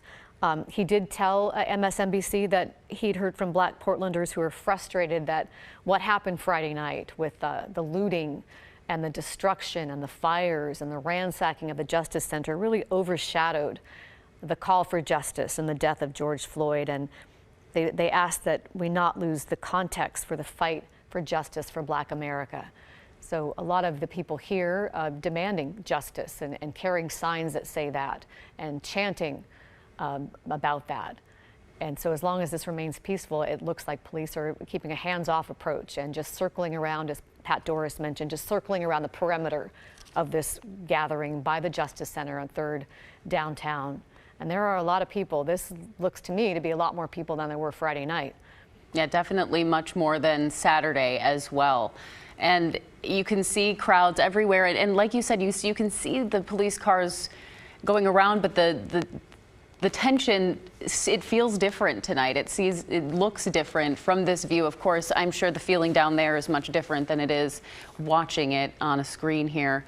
But it does feel like a different night here in Portland and this third night of protests. And we were talking about the destruction that happened and the businesses, and we have heard from so many community members, business owners, and especially to hear from business owners of color talking about how they share the anger and frustration with the protesters, but pleading with protesters to not take it out on their businesses and not take it out on their community. And they're suffering right there with the protesters too, as we've heard from a lot of them. The owner of Cason's, a really great meat market out on in East Portland, really talked and had a really heartfelt message that we had on our air yesterday about this being a fight and being something that is so important, but also being there for our small businesses and our community members who also, as we've mentioned, this is a pandemic, and those small businesses are so hurt right now because of the economic turmoil from a pandemic and now dealing with this. So important to keep this message on point, of course, with the memory of George Floyd, and also keeping our community strong while we do it. Let's check in with Art Edwards. He is near the Justice Center, at a different angle than Pat is. What can you tell us? What is the feeling down there? We can't really hear what's happening there. Art, can you fill us in and kind of help us feel like we're down there and what's happening? Right. Yeah, well, we're a block away. We are at 3rd and Jefferson, so we're a block away from where all the protesters are. It looks like they're at 3rd and Madison is where they start. And it's just a huge mass of people. We can hear them doing some chanting, but I can't quite make out exactly what they're saying. And they're just sort of milling around in the street outside of the Justice Center, and they're beginning to go down Madison, going east on Madison at least a little bit. I know earlier the police were only going to let them go so far on Madison. They weren't going to let them get very far. We are about a block away. There are a few people sort of hanging out here, just taking pictures, looking at it, taking it all in. And at this point, it remains a peaceful kind of demonstration. Oh, no, now we're seeing some bottles being thrown at the Justice Center from inside the crowd. They're being thrown at the Justice Center, which is what happened earlier. And we'll see what the response is going to be at this point. This crowd is much, much larger than the crowd that we saw earlier. And we hear the chanting is now getting louder as people are standing there. And like I said, we saw a few bottles that looked like being thrown or something being thrown at the Justice Center. So far, it still remains, it remains as it has been. It's just a huge mass of people making a lot of noise, milling around in the street and into the park that's across the street from the Justice Center. They are in that park as well. We're a block away, so it's hard to hear what they're saying. We are staying back because we want to make sure that we remain safe through all of this, because we don't know really how this is going to turn out. Portland police have said they want to protect everyone's First Amendment right. They said how people conduct themselves is how this evening is going to go.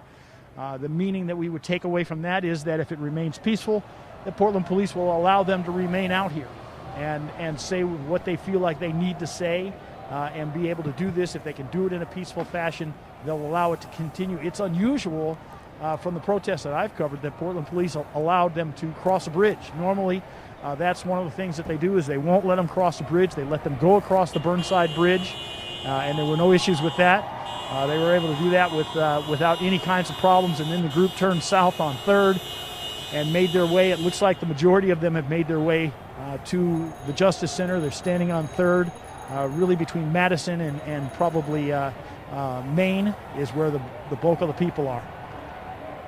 Well, we don't like to hear about the bottles being thrown because, as you mentioned, that is what started the difficulty earlier this evening when police declared it an unlawful assembly, and then tear gas was dispersed. And as you said, Art, it was a much smaller crowd. They were able to disperse. This is quite a large crowd of thousands of people. Would be more difficult to try to get this crowd to disperse. Certainly, yeah, no question about that. We do know that the police are in the area. As we were walking back over here, we could see them sort of staging several blocks away. And police are making an announcement now. I'm trying to hear. It's getting a reaction, whatever that announcement is. It looked like they maybe had sat down. What did you just see there, Art? We can't tell if anyone's sitting down. Everybody that we can see from our vantage point is still standing up. I cannot quite make out what the announcement is from police. And at this point, we're going to get any closer than we are right now. We're going to stay where we are, about a block away from the large mass of people. Portland police just tweeted the crowd is throwing projectiles at police. The sound truck is asking people to remain, to stop doing that, to remain calm and keep this a peaceful assembly. So they haven't declared it an unlawful assembly at this point, but asking the crowd, that does seem to be a warning, to ask them to keep it peaceful so that they can remain there. And that certainly goes along with what police have been saying throughout the evening. We were down at Burnside and 3rd when they made their announcement there. It was to tell people, we're protecting your First Amendment right. You can do this, but you need to make sure that you remain peaceful. So it would make sense that would be the kind of announcement that they would be making. When we did see something being thrown, probably saw 2 or 3 things that were thrown towards the Justice Center, stopped really quickly, and there was no response from the police like we saw earlier. So, it didn't last very long, very brief, and it looks like at this point, they are asking people to remain calm, remain peaceful, and they'll be allowed to stay there at least for right now. All right, Art Edwards, thank you so much. And to our viewers watching right now online, we are going to take a quick pause to break into our live coverage on air on television. We will come back to this live stream, and you can watch that cut-in. That's going to be happening on our live television on Channel 8 through this stream. We're just going to take a quick pause right now.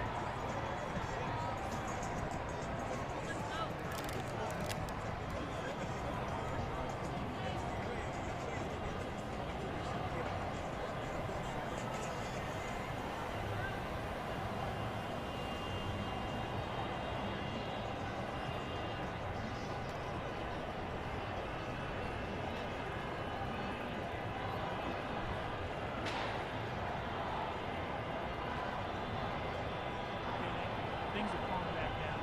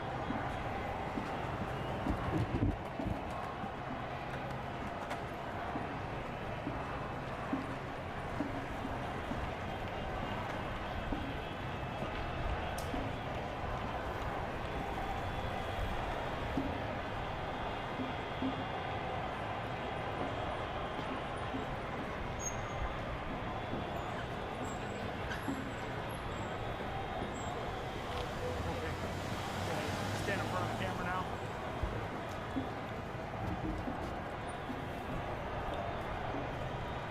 What's up? Oh, okay.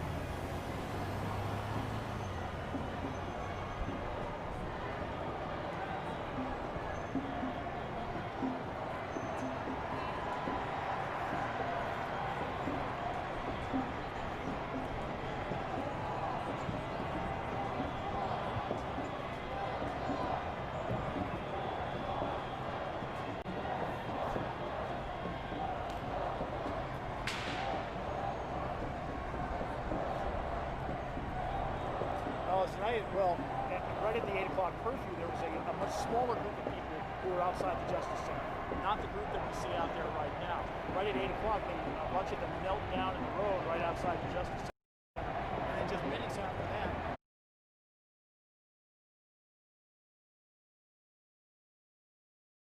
police responded with tear gas. That crowd dispersed in a hurry. They got out. Much later, Pat Morrison was following the group that had been over on the other side of the river, the east side of the river. They made their way across Burnside Bridge. We caught up with them at Burnside and 3rd as they turned south on 3rd and began to walk this direction. They have now stopped at the Justice Center. You see a large group of people who are outside of the Justice Center. We can hear them chanting. We're about a block away, and we are not quite able to make out exactly what they're saying. But we can hear them chanting as well. The cheer go up. We did see some people running around and looked like they were agitated for a moment, but that died down fairly quickly.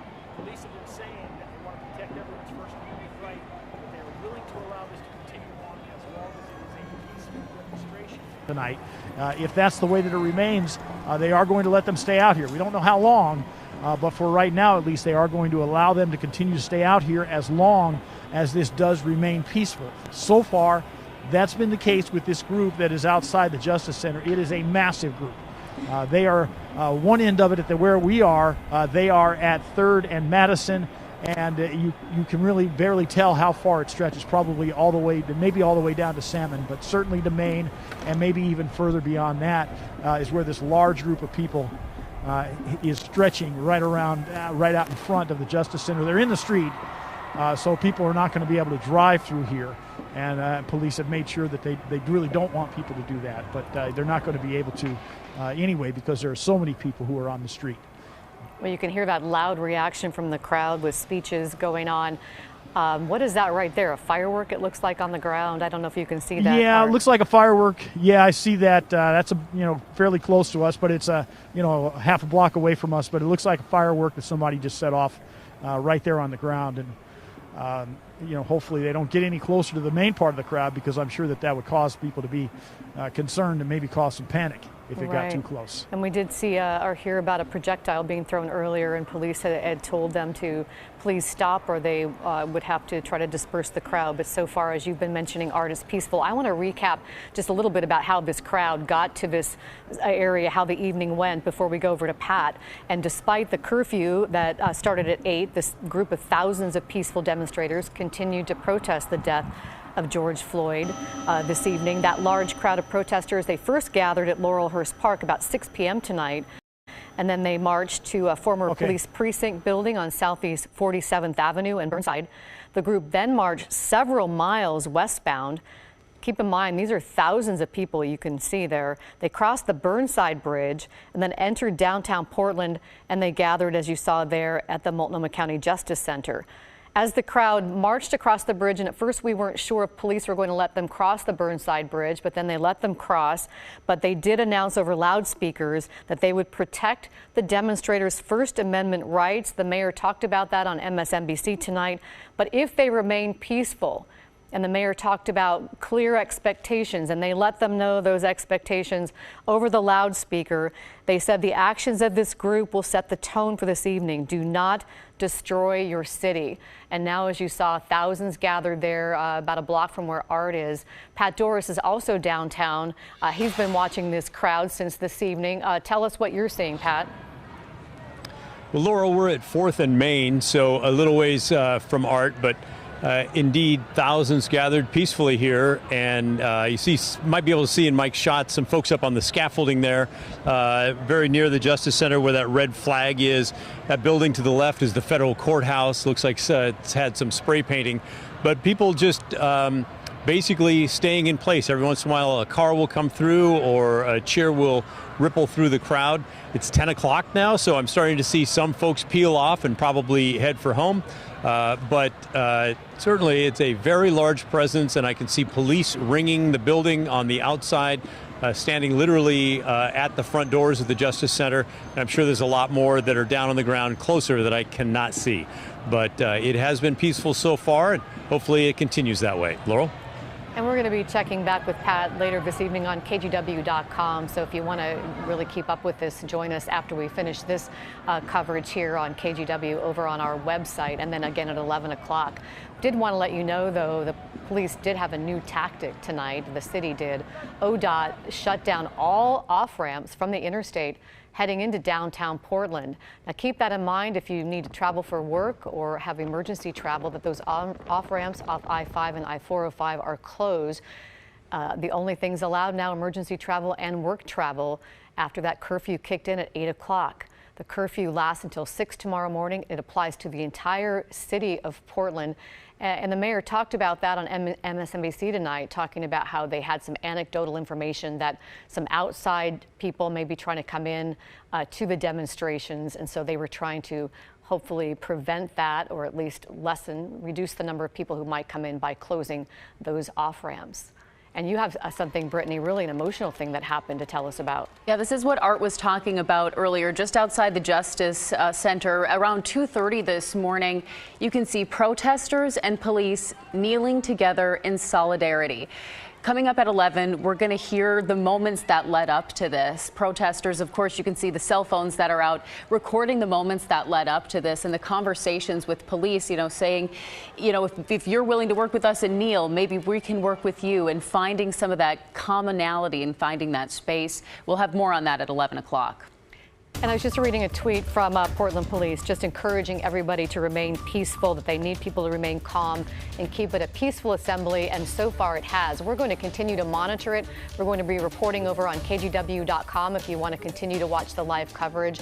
And we'll be back at 11 o'clock with a complete update for you in a wrap up of today's third day of protests in Portland over the death of George Floyd. Have a good evening and we'll see you soon.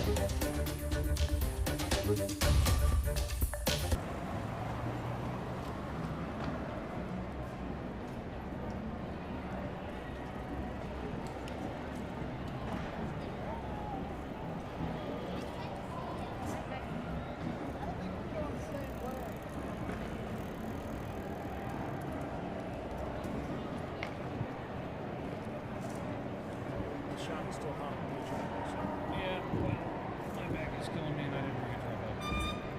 So apologies to the World Wide Web for adjusting there.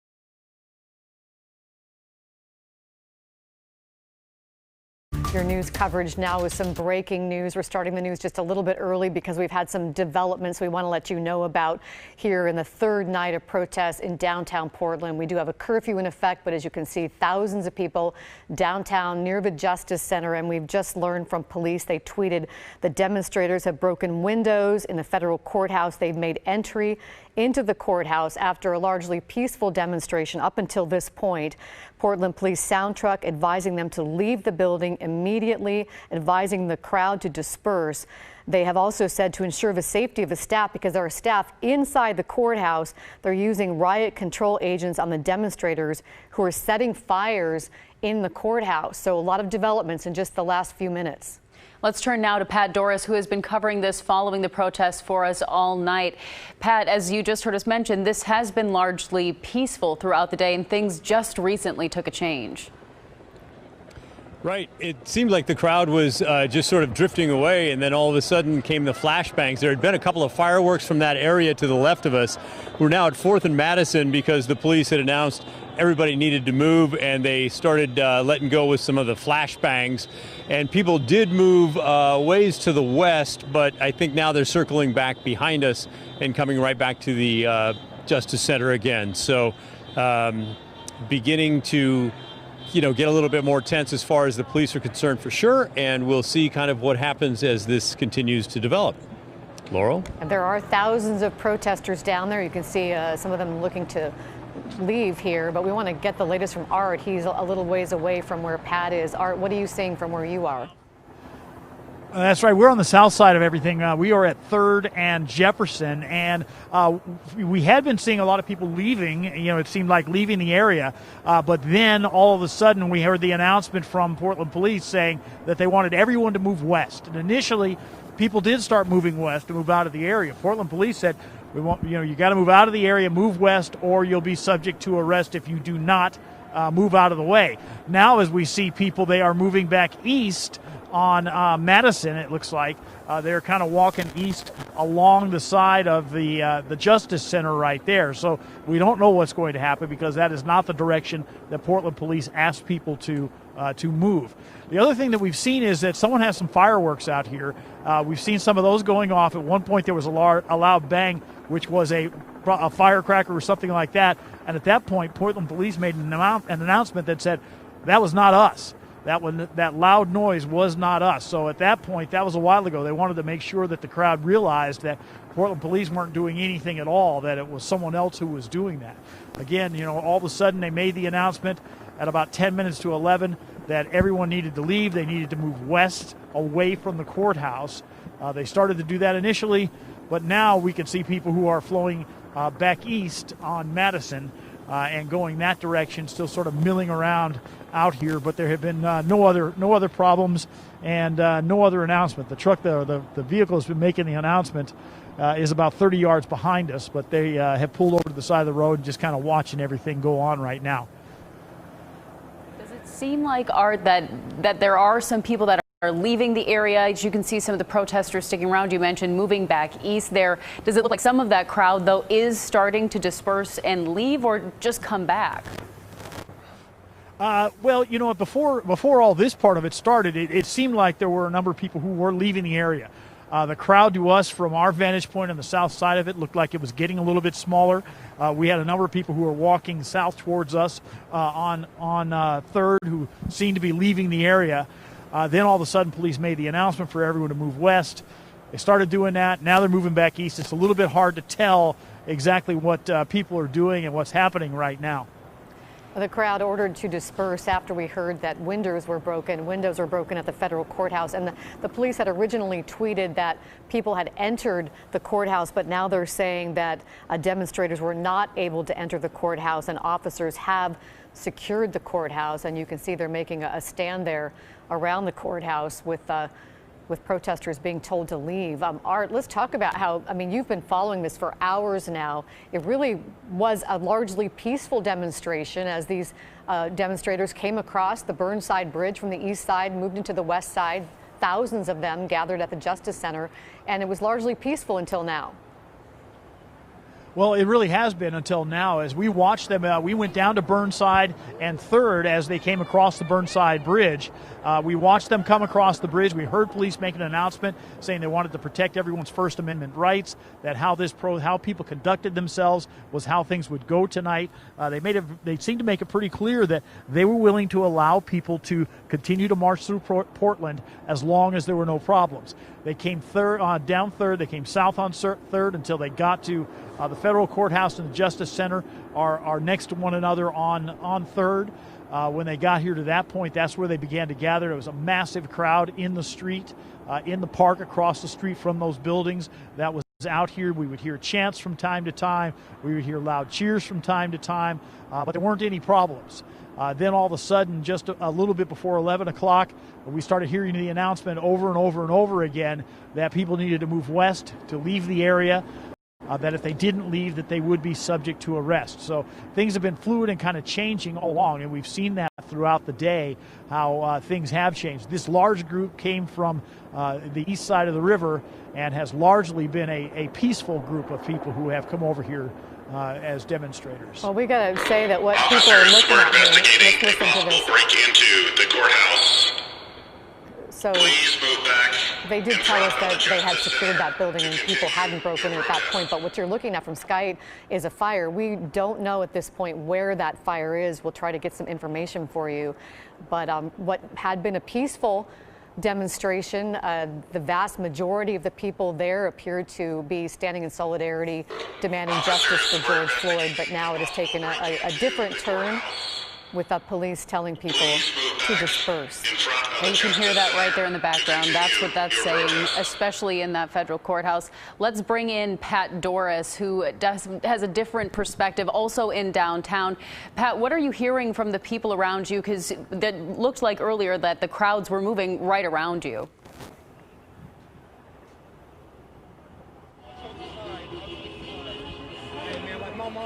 We'll have to bring Pat in just a moment. It sounds like we don't have a connection with him. We're watching a fire burn in Portland on the left side of your screen from Sky 8. We're still trying to determine where that is.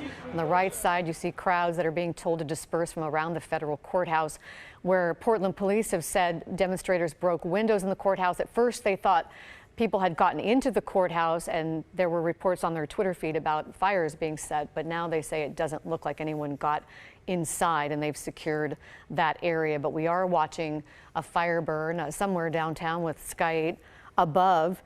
We've watched this since early this afternoon at Laurelhurst Park at 6 o'clock tonight. There was a big crowd there, and they started marching several miles down Burnside, chanting, carrying signs, almost everyone wearing face coverings of some sort. And then they came across the Burnside Bridge, where they met police.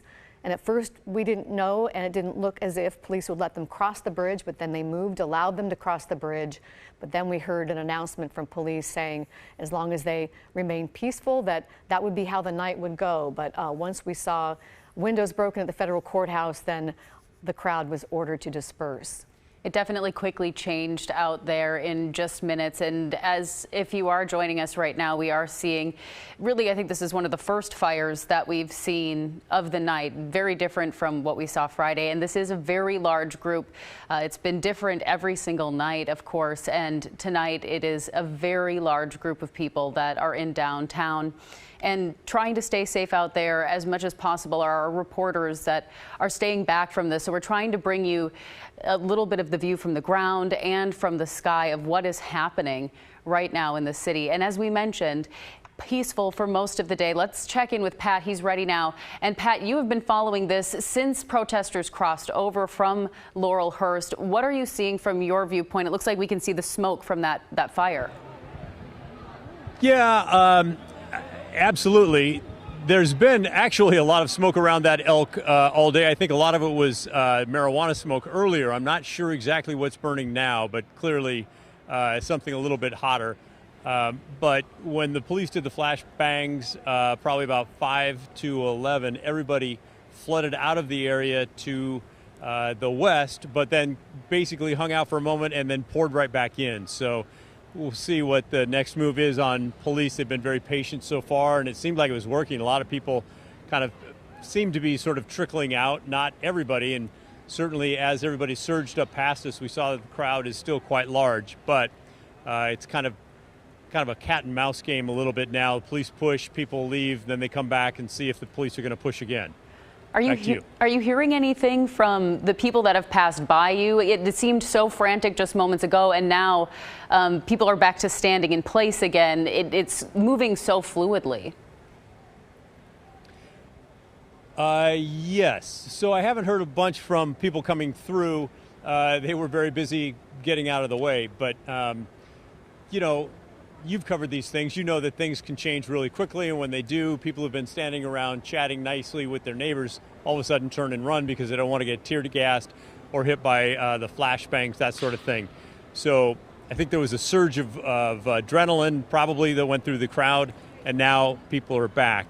It's hard to tell really whether the mood has changed all that much or not, but we'll see. Hey, describe how that situation changed, Pat, because you've been following this crowd for hours from over in Laurelhurst Park down Burnside, how this development changed things. Well, okay, here comes some police up to the left side there, Mike.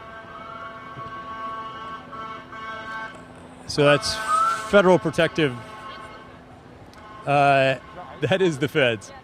So, I mean, basically, yes, it's been a peaceful march from the time that we saw folks gathering at Laurelhurst Park, came across the Burnside Bridge into downtown, and we could not see what was happening over at the federal courthouse because we were on the backside of the crowd, or what was happening right in front of the Justice Center.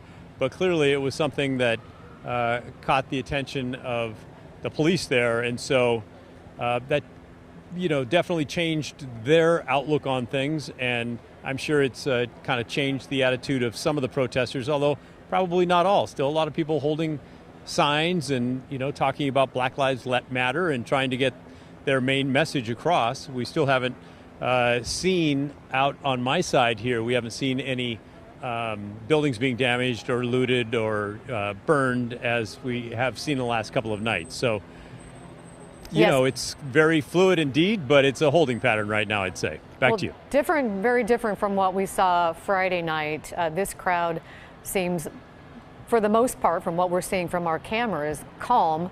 They aren't dispersing as they've been told, but they are staying calm, where Friday night it was described as chaos. That's the only way you could describe what happened that night. So we hope it stays relatively calm, although we've heard the reports about the windows being broken at the federal courthouse, and now we see this fire from an undetermined location right now. Art Edwards, you were there earlier at the Justice Center when we actually, at that point in the day, had two separate crowds, one down at Laurelhurst Park and another at the Justice Center, and that one turned a little bit different. There were some disturbances then. Tell us about that earlier tonight. You know, the police are making their announcements out here, and they're right behind us making the announcement. And the one they've made several times is that they're saying that police are investigating a possible break-in at the courthouse, and they're asking people to move away from the courthouse and back in front of the Justice Center so they can continue their protest. So they're still saying, Portland police, that they can continue the protest. They just need to move away from the federal building and go back in front of the Justice Center. Whether or not people are doing that, we can't really tell. Doesn't really look like that. Now, what was going on earlier, of course, we know at 8 o'clock the curfew was supposed to start. So what we saw outside in front of the Justice Center along 3rd and right about Madison and right about Main is that people knelt down right in front of the Justice Center right at 8 o'clock when the curfew was supposed to start. About 10 minutes later, what we saw were somebody was lobbing bottles towards the Justice Center. What Portland police said in a tweet was that officers are moving to the Justice Center.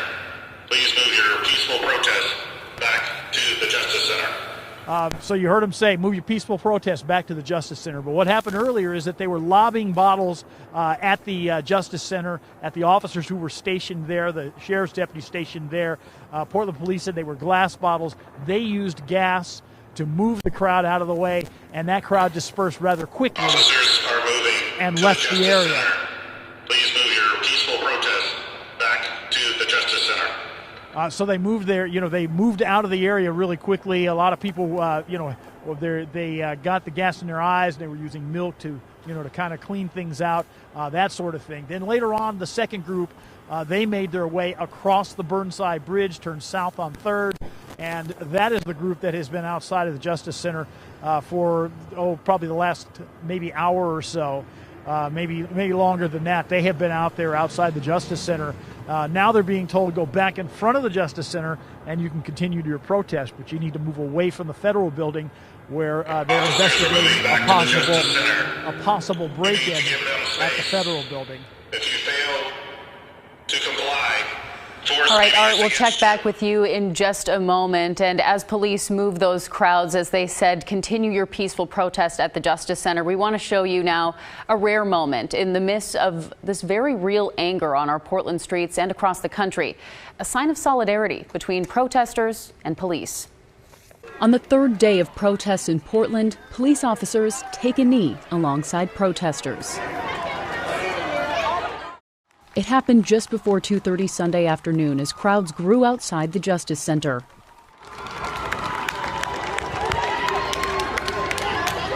That was crazy. This viewer Ryan first shared the video with KGW. All of a sudden I see some people hugging a police officer and I'm like, what? So I come running down here to document this and I just was blown away. I think we saw a historic moment. And now we're seeing what led up to that moment. So I feel what I just saying that to me. So could you take a knee to prove it? Take a knee. Can all y'all take one knee to prove it? You all can take one knee to prove it. We can give y'all what y'all want. We need to figure it out. Give me a second. Let's figure it out. And then. Thank you. Thank you.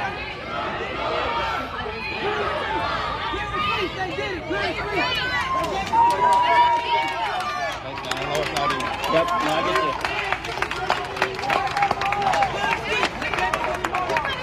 you. An inspiring and hopeful sign of solidarity on the streets of Portland.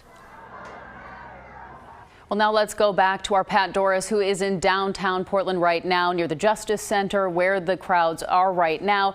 But Pat, you spent a majority of the day following these crowds where it started out on the east side at Laurelhurst Park. Well, that's right. And once we got down here to the courthouse, we had a chance to ask some folks kind of why they were here, why it was important for them to devote part of their Sunday to come down and try and make a message. Here's what they had to say.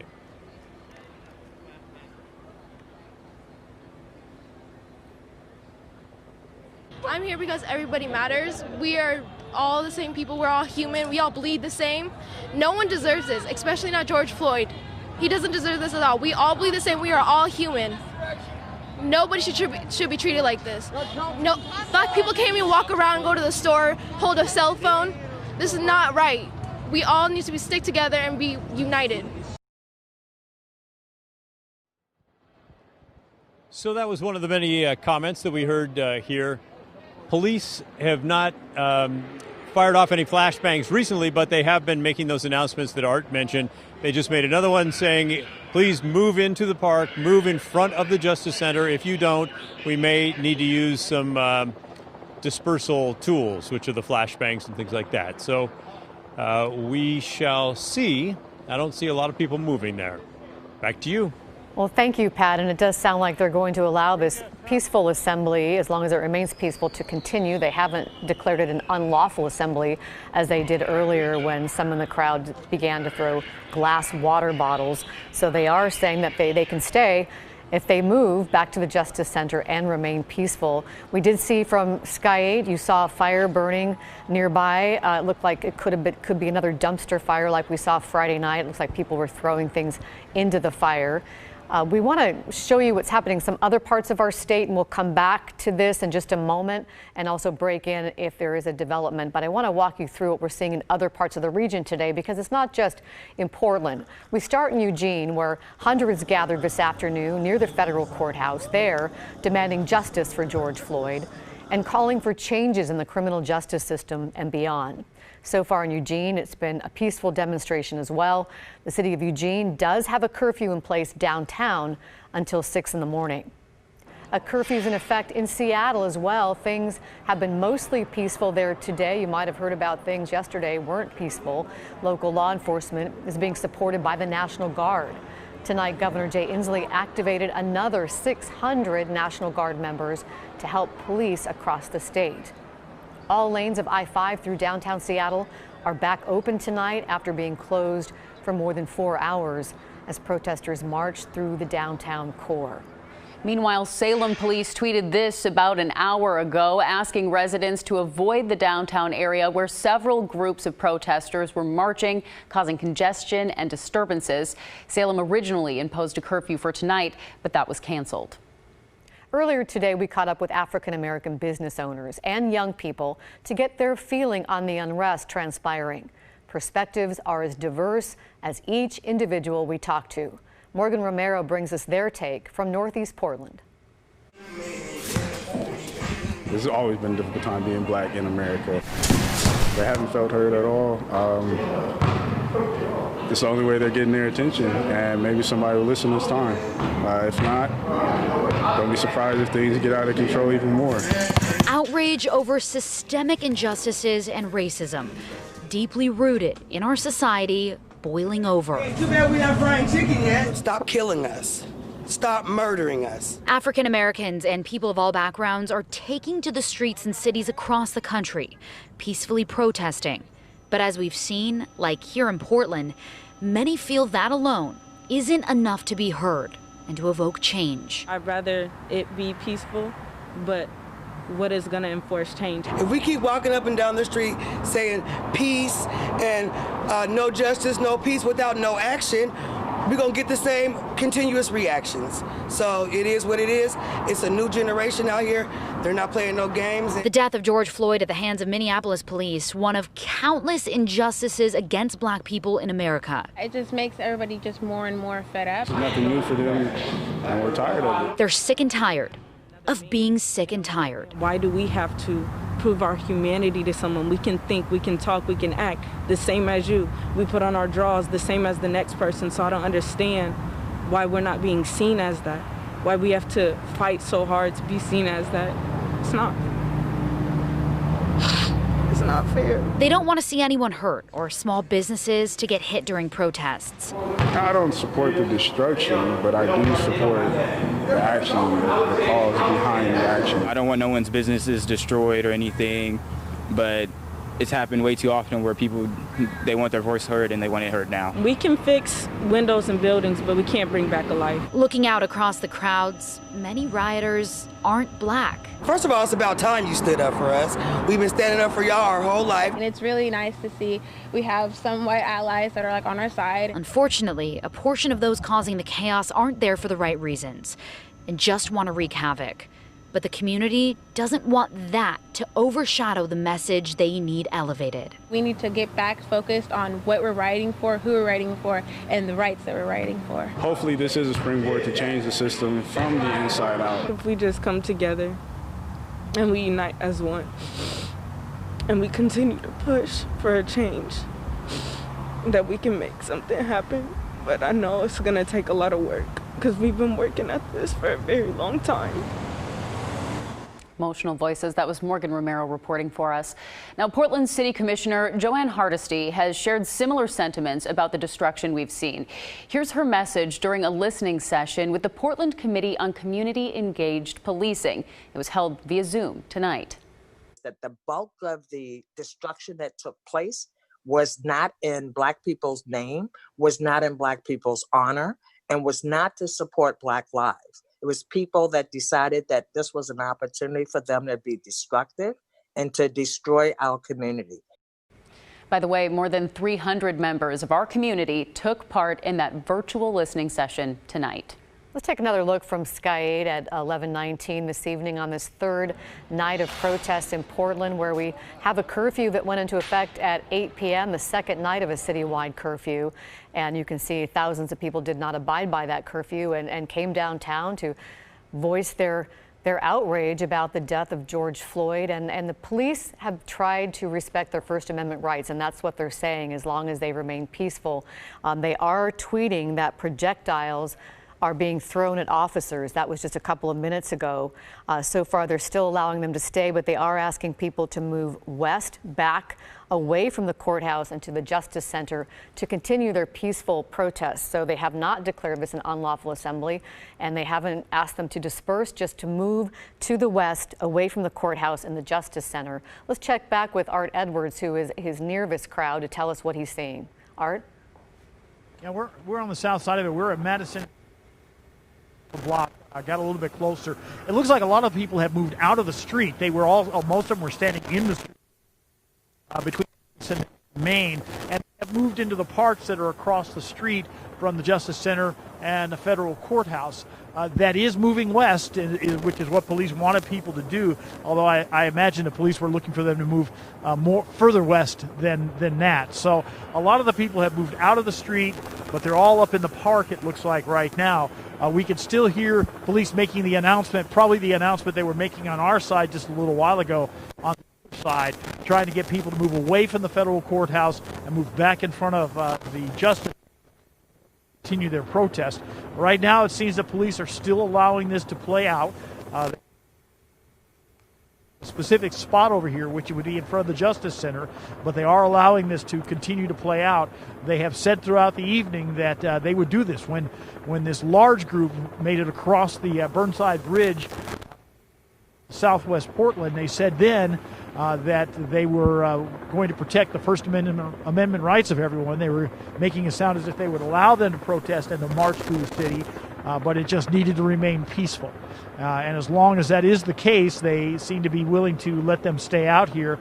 A large number of them have moved into the parks across the street from the federal courthouse and the Justice Center. Still a number of people in the street. We can hear them cheering now and making some noise out here as we continue to watch what people are doing. I don't know exactly why they're making noise, but they're doing that for some reason right now. All right, Art, we'll check back with you in just a moment. And for you at home, we will continue to monitor the situation, but we want to break now to take a look at your forecast. Let's bring in Chris McGinnis for a look ahead at your work week forecast. Chris. Yeah, turning the calendar here, right? Going into a new month. And, we've got some headlines that I want to talk about when we get to, that part of the forecast. Right now, we are sitting in the mid-50s right now in Portland, across the state, 51 Pendleton, Bend sitting at 52. And the cool spot, at least on this map, right now, Tillamook along the North Oregon coast, checking in with 48 degrees. All right, Futurecast has temperatures dipping down into the low 40s tomorrow in the valley. Eugene, 42.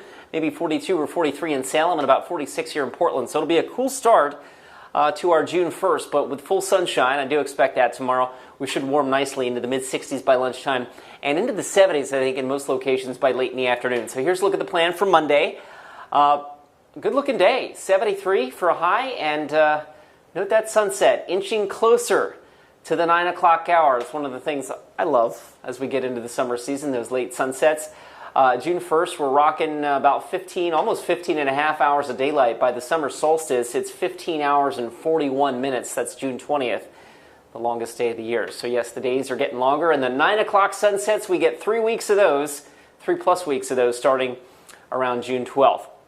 Of course, one of the other things we talk about when we go into the summer is where are we with our rainfall? And it's been off the mark, as we know, all winter and all spring long so far. And since October 1st, we are more than 9.5 inches into the deficit here. And even though May felt like a pretty wet month, relatively, compared to where we've been the last couple of months, we were still below average. We're wrapping up the month about 0.2 of an inch below normal in the rainfall department. And there's not a whole lot in the forecast. Certainly tomorrow looks dry. Little hiccup coming in Tuesday night or Wednesday could produce an early sprinkle on Wednesday, but our next best chance of rain doesn't look like it rolls in here until late next week, perhaps late Friday and into Saturday. So the first weekend of June looks like it's going to be a cool one. And temperature-wise, it looks like it's going to be a cool, not only first week of June, temperatures near average, but as we look towards the second week of June, that's what this graphic is. This is the outlook from the Climate Prediction Center. Up there in the title, I've got temperature outlook June 6th through 10th. So we're going into the first third, basically, of the month of June. We'll be near average this week. And then that blue bullseye over Oregon and Washington indicates somewhat higher than average probability of below normal temperatures as we get into the second week of June. So Suddenly meteorological summer not looking all that summer-like. I'm sure we'll make up for it later, but enjoy the comfortable stuff while we have it. Sunny at the beach tomorrow. Breezy in the afternoon, highs in the lower 60s, and Astoria and Pacific City just shy of that. Newport up in the Cascades, freezing level at about 9,000 feet, becoming mostly sunny. That's a beautiful shot from Dawn Wendell checking out the gorge. Sunny and 75 in the Dalles. It'll be breezy on the east end of the gorge. West winds kicking up to 25, and our 7-day forecast here in the metro area has our warmest day of the week, Tuesday, about 78. We dip it down a little bit Wednesday, Thursday, and then again, that next chance of rain coming in later this week. Looks like pleasant temperatures, and I can't believe it's going to be June 1st tomorrow. Thank you, Chris. And let's take a look at Sky 8 once again at the crowd gathered down in downtown Portland near the Justice Center. They were at the federal courthouse. They've been asked to move west back to the Justice Center. And I did get an email just now. Mayor Wheeler is monitoring the situation. He's planning a news conference for tomorrow morning. He'll be joined by city leaders to address this third night of demonstrations in the Portland area. Topics they'll talk about: city's preparations and response to all this, and this large presence of protesters on hand tonight into which may be Monday morning that this will stretch into. So far, largely peaceful, and the police are allowing this to continue so far. There have been some reports of demonstrators throwing rocks or something into the federal courthouse and breaking windows. They had at first reported that there had been entry, that demonstrators had made entry into the federal courthouse. Then they tweeted later that was not the case and that they have been able to secure the federal courthouse. Let's toss it over to Brittany. That's right. You know, you were looking at it from the sky, but let's go to the ground where Pat Doris has been covering this for us all day. Pat, what are you seeing as we continue to see the protests right around the Justice Center? Well, we're at 4th and Main, and there's been almost constant announcements by the police for people to move out of the way, saying that they needed to investigate the whatever had happened at the federal courthouse, and that also that there was a medical emergency. And to be honest with you, I really didn't see very many people moving all that much. It's also been interesting. I think with Mike's camera, you can see there's just a thick throng of people there on Main Street. But every once in a while, there's a car that will come through, revving their engine and kind of work their way through the crowd a little bit. So that has been interesting as well. Here's an AMR supervisor moving down the street. We just heard what sounded like a flashbang. That might be tear gas. That is definitely tear gas. Yep, and flashbangs as police start to show that they're serious. So I think we're going to have a crowd running at us here pretty quickly. There's the flashbangs. And as you can see, Pat, I mean, it seems generally like starts to get people's attention. It seems like those flashbangs are going off there, but as we can see, at least the crowd that's furthest back, closest to you, not moving at all. Right. Well, and I think part of what we're seeing too are fireworks. That thing that just went just now, that was not a flashbang.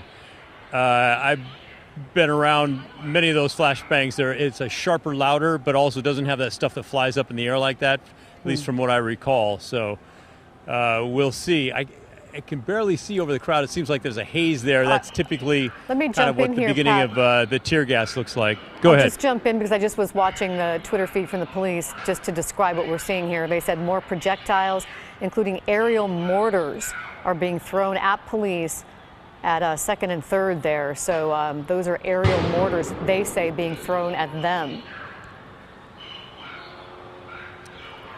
Yeah, okay, here comes everybody. We're going to get out of the way here. This is usually what happens when police start pushing forward and shooting the tear gas.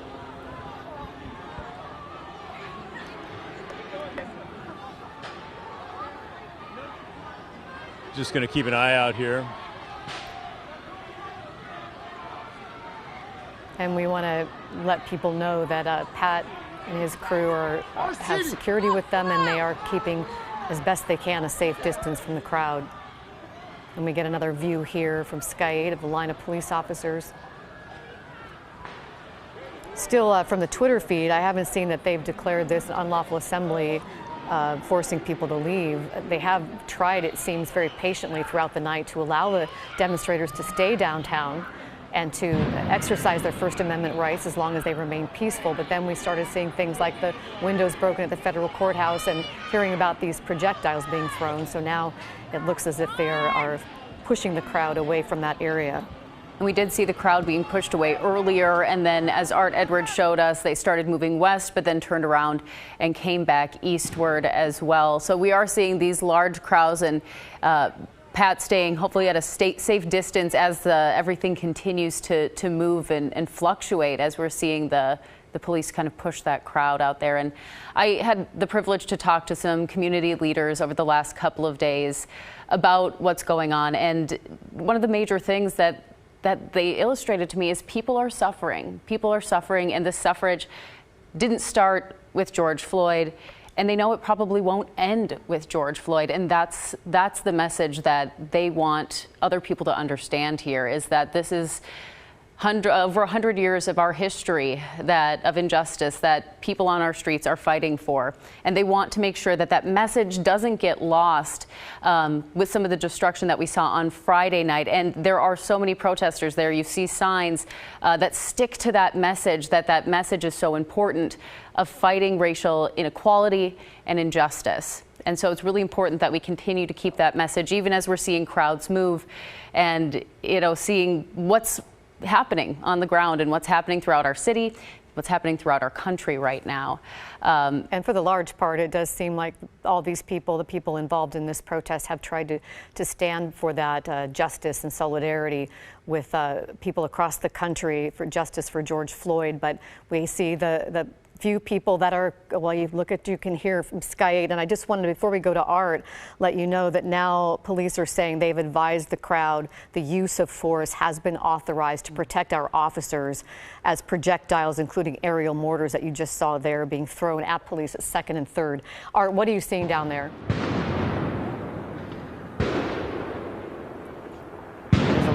A lot of commotion you can see, and I don't know if those are still the aerial mortars. This is a civil disturbance. Let's listen to what police and we have are saying. declared an unlawful assembly.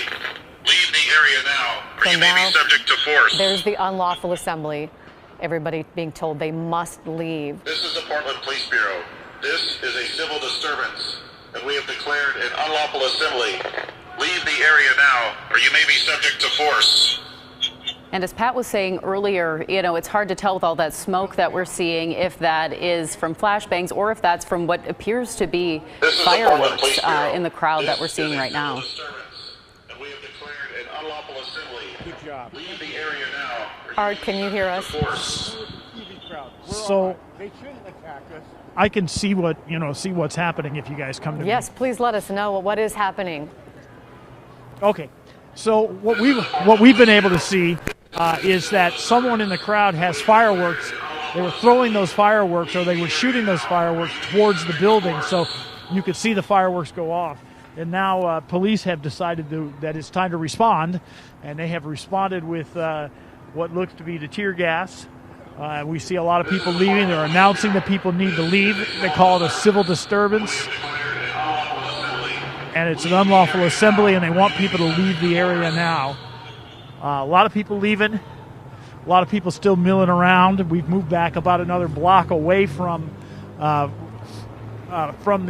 Justice Center and the federal courthouse. But it appeared that this started with someone shooting fireworks that were directed towards those buildings. They would go over there. They would go off. We would see what looked like the fireworks. Went on for a little bit until police finally decided that they would call it a civil disturbance and tell people that they had to leave the area. It did seem that they tried to wait as long as they could, even with some minor disturbances. They did seem to exercise a lot of patience trying to allow people to gather peacefully, but this clearly seems to be getting to a point where they have had to respond and now telling people they have to leave the area. We saw on Sky 8, you could kind of see, and looking here now, it's the fireworks that we're seeing, but it looked like there was a small fire that then you could see the smoke coming if it was put out or how that happened. But you can see the fireworks kind of, that what Art was talking about, that you could see earlier in the crowd, making much bigger of a presence there. Art, what are you seeing as we're seeing some people with their hands up right now in the crowd? Yeah, that's something that they've been doing throughout the day. You know what? The folks who have been out there outside of the Justice Center put their hands up and they'll be chanting, "Don't shoot," when it was a larger crowd, and you could hear a lot of people say that.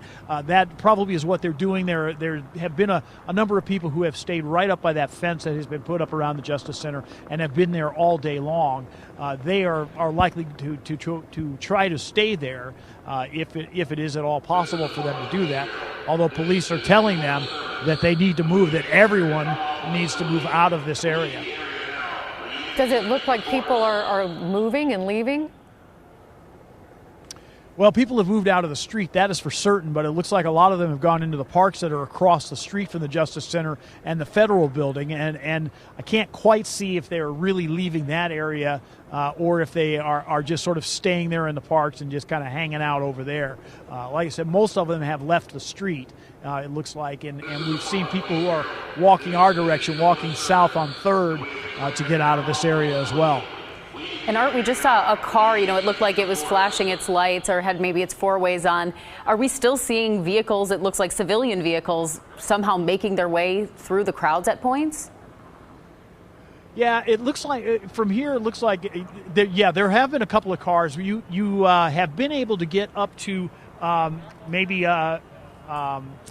maybe to Salmon, and people are turning there, or maybe even a block further south, and people are turning there, and they've been able to do that throughout the evening. A lot of those at one point were probably cars that had been following all of the marchers as they came across the bridge, and they just followed them down 3rd until they got to the Justice Center.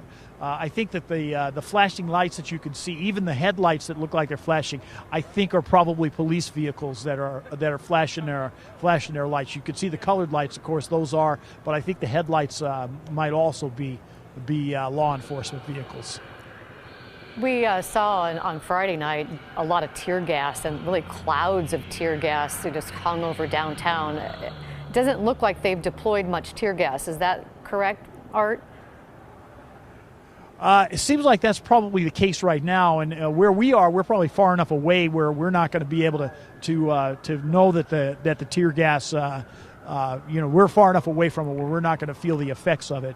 They're probably using some because that's one of the quickest ways they've been able to get people to move out of an area that they want them to move out of.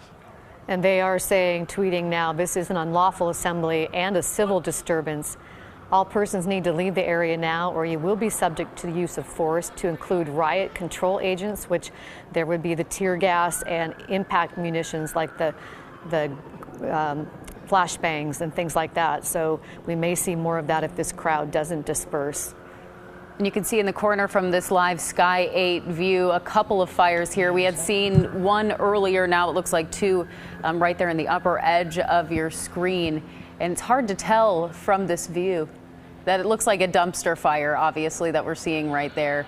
And a few people kind of starting to spread out in that area. Do we still have Pat with us? I'm asking our producers, Allison and Brooke, we're checking for Pat so we can get his vantage point. But we'd see those dumpster fires there, about something that we saw on Friday night. Fortunately, tonight we haven't seen anything like the destruction that we saw on Friday night. Pat, do you want to weigh in and tell us what you're seeing right now? Yes, we've moved up to 5th and Madison now to get back farther because people were sort of bunching up, and it seems like just a matter of time before the police line's going to arrive. Earlier, before we did leave, when all those people were running, it was because there were definitely mortars being thrown at police, and then police sent back tear gas. And so we didn't want to get in the middle of that, and we could get a whiff of it and saw several people who were struggling after getting deep breaths of it. So people are starting to move up the street here. Police continue to make the announcement, and we'll just kind of see, I guess, what's going to happen next. You see cars trying to back out of the way.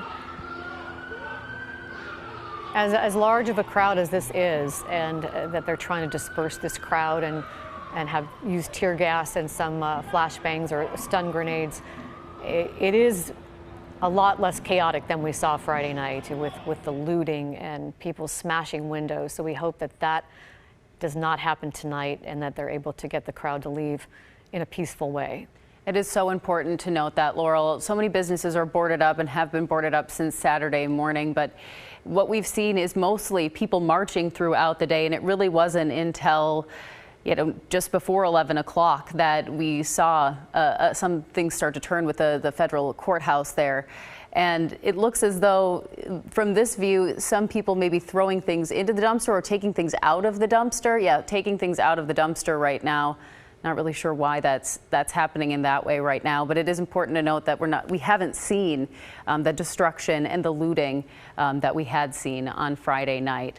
So hopefully the peacefulness continues, but as we're starting to see more scattering throughout the evening, time will tell. It does look like a lot of people now really moving more quickly out of the way, as police have declared this a civil disturbance and said that they would be using some of that tear gas and the flashbangs to get people to move out of the way.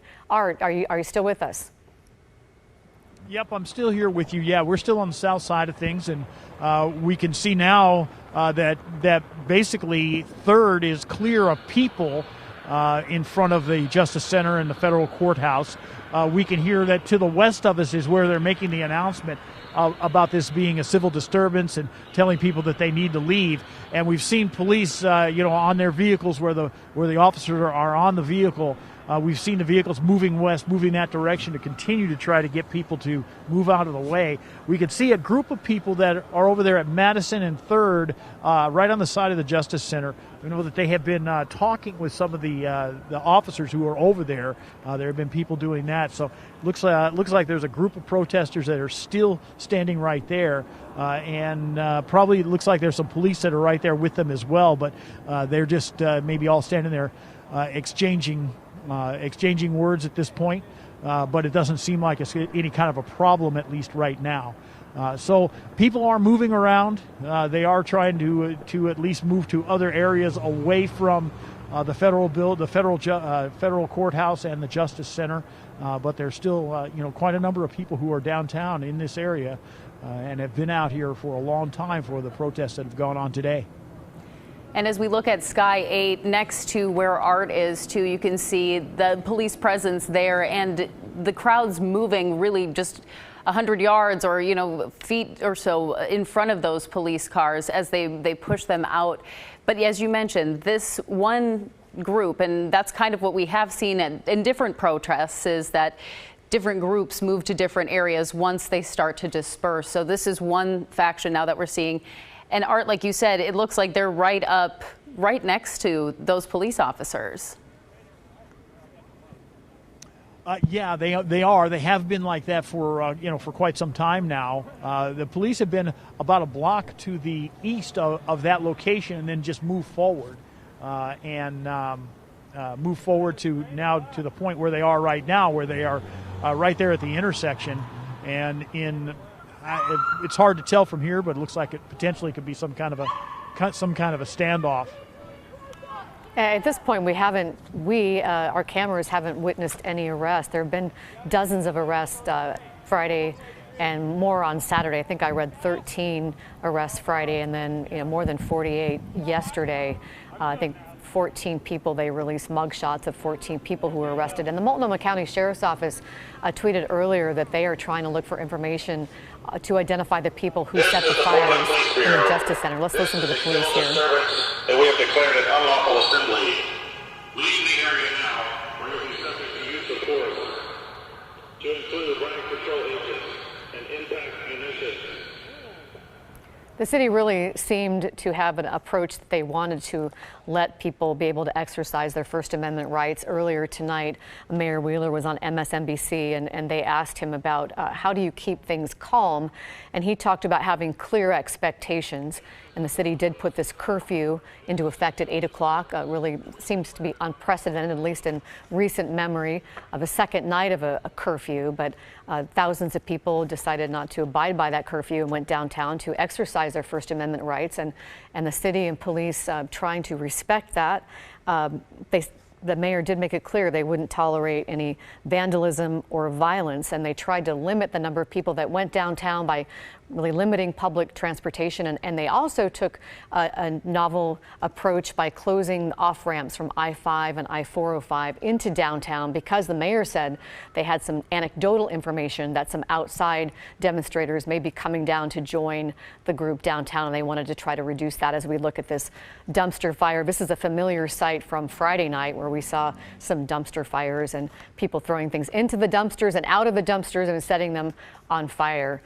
So we have a change tonight where it remained peaceful, and then we had reports of somebody breaking windows at the federal courthouse, throwing projectiles at police, and then those aerial mortars going off, and that's when police determined it was an unlawful assembly, and they've been ordering people to leave. And as we've been reiterating throughout our broadcast, as community leaders in the Black community are reminding us to keep in mind the message from the peacefulness of the protests that we really saw throughout most of the day today, really, like Laurel said, up until just about an hour ago, that this is about racial injustice. This is about finding action and finding a way to move forward.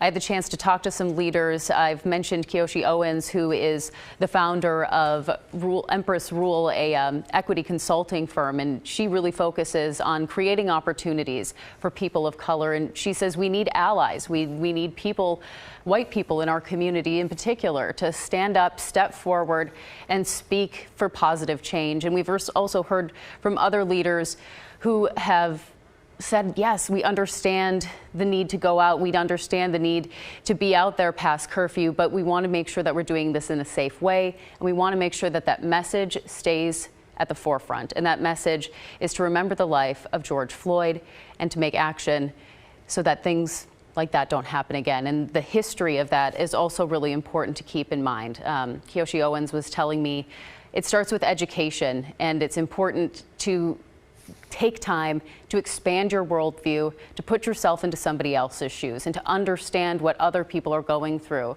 and understand that pain, and that pain you might feel could feel totally different to somebody else for so many reasons. Well, right now, let's switch gears here and check back in with Pat. Pat's been on the ground for us covering this. Pat Doris. Pat, what are you seeing now as we're seeing more smoke in the area? Hey guys, we're at 6th and Madison now, and police cars went by and dropped off some tear gas at the top of the street where everybody was trying to get out to the west. I don't know what that was about, but that was curious. So, boy, it is still kind of, I think, the police moving around, trying to scatter the crowd, try to break up the groups, and I think they're having some success, at least on the street that I'm on. So you're saying, Pat, that they seem to just drive by and kind of drop it off right where there was a group kind of centered? Yes, exactly. Just almost like you drop it out the window sort of thing. Well, we'll check back with you in just a moment, Pat. I just want to read a couple other statements to follow up on what Brittany was saying earlier. Police Chief Rush saying it's time for Portland to lead by example, to heal, and to move forward. And then this from Portland Fire Chief Sarah Boone, who's African American, and she said the anger and violence being witnessed is not only about the killing of George Floyd in Minneapolis, but also about a system that allows people of color to feel fear every day. And she called this what we've been seeing the last few nights now, Friday night into Saturday morning, yesterday and now today. We're coming up on almost midnight going into Monday morning. She called this a moment of reckoning. We're going forward together to create an actual community where respect, dignity are our core values. And I think a lot of people hope that's what comes out of this. A lot of businesses so hurt by everything we saw Friday night. As I came into work earlier this afternoon, I drove into downtown to get to KGW, and there are countless businesses that have been all boarded up. The Emergency Management Bureau had all kinds of people down here yesterday boarding up the windows to protect those businesses. The Portland Business Alliance saying that when you add up all the damage from all the merchandise that was stolen, all the damage to the outside of the buildings, windows smashed, and then lost wages, it's easily going to amount to tens of millions of dollars. Now, so far tonight, we have not seen the kind of destruction and looting that we saw Friday night, thankfully, and that is what everyone was hoping to avoid as we look at this live shot at Pioneer Courthouse Square and look at downtown and as the police try to get the crowds to disperse, as they've called this now an unlawful assembly. And Laurel, you mentioned a press conference that's planned for tomorrow with the mayor, and it's really about moving forward with this. And we want to address a tweet that Portland Police just tweeted out with this photo here. It says Chief Resch and Captain Lavelle just met with some of the leaders involved in tonight's protest. They asked PPB to get the message out that the violent acts were not what was intended for tonight. They asked for people to leave. So important that these community conversations are starting to happen right now in the midst of the protests that we are seeing, in the midst of what's happening right now. And that's what's really important to keep an eye on and remember. And that's what, when I was talking to a lot of community leaders, that they hope that when people go home, when these protests end, that the message continues. The reason people are on these streets, they say, is to give that message, and because they want to see change after years and years of not seeing real change. This is the boiling point, breaking over, and we need to focus and take action now, and through that with our city leaders, our community leaders. And when I've talked to a lot of city leaders, I think one of the biggest things they say is the first place that you can create change happens in your own backyard. That means going to city council meetings. That means talking to your local legislators, writing them, bombarding them with emails, messages, phone calls, and taking action that way. Getting involved, from what I've heard from so many people, is one of the best ways to create change, and taking an active step. And when I was talking to Kiyoshi Owens, she says that can't just be from the Black community. It can't just be from those marginalized community. There needs to be allies. And there are a lot of allies, it seems, on the streets tonight of Portland. And so they want to see those people, instead of just being out on the streets, which they encourage, of course, protest, but taking action further and bringing steps to actually create that change. And the mayor talked about this on MSNBC earlier, that a lot of Black Portlanders frustrated that some of what we saw Friday night overshadowed the call for justice and the outrage over the death of George Floyd, and not to lose the context that this is a fight for justice for Black America. And that tweet that we just showed from Portland Police really showing that the people who started this protest earlier that began at Laurelhurst Park had all intentions, and you see the photo here as the chief and Captain Lowell met with some of the leaders of this protest. They intended it to be peaceful, and for hours it remained peaceful, and the police acknowledged that. They had liaisons along the way, and they marched peacefully starting at 6 o'clock earlier this evening. At Laurelhurst Park, they marched for miles down, and we think there were thousands that marched from Laurelhurst Park all the way down Burnside, crossed the Burnside Bridge, crossed into downtown, and for many hours they remained peaceful, people chanting, carrying signs, saying Black Lives Matter, and really remaining a peaceful assembly. And not until later, when some things were thrown into the federal courthouse, some projectiles, these leaders of this protest say that was not them, that is not what they intended, and they told people to leave. So they hope that their message remained a peaceful one, and people know that was their intention. And like you mentioned, Laurel, throughout most of the day, the entire day, really up until just about an hour ago, we saw some small disturbances, but for the majority of the people that are out there in this very large crowd. And it's important to say too, this crowd to me looks larger than one that we've seen so far in these 3 nights of protests. And it has remained peaceful for almost that entirety of that time today. So it's really important to point that out. And as we see kind of a scan of the city tonight, it's a strange looking from above, right? If in watching something from above that's happening on the ground. This is a little bit from earlier that we saw too. Of course, to kind of recap, in case you're just joining in wondering what's been happening, of course, started on the east side today in Laurelhurst Park. A peaceful protest as people marched thousands together, fighting for justice, fighting injustice. Really, really powerful messages, peaceful, making their way over the bridge, over into downtown, where we have seen the large crowds gather tonight. It has been a long day for so many of these protesters that have been out there trying to share that message, marching in solidarity with George Floyd. You could really see when you looked at that earlier image that you were showing, Brittany, that crowd all the way across Burnside, which is a wide road, for blocks. It just shows you how many people really joined in this protest and stood in solidarity. And as they marched across the Burnside Bridge, it was really quite a sight to see as we watch video here of it happening earlier tonight. Let's see if we can go back to some of our reporters on the ground. We're coming up on midnight to see what the latest situation is. Do we either have Pat or Art available to catch us up? Art, what's the latest there as crowds are being asked to leave?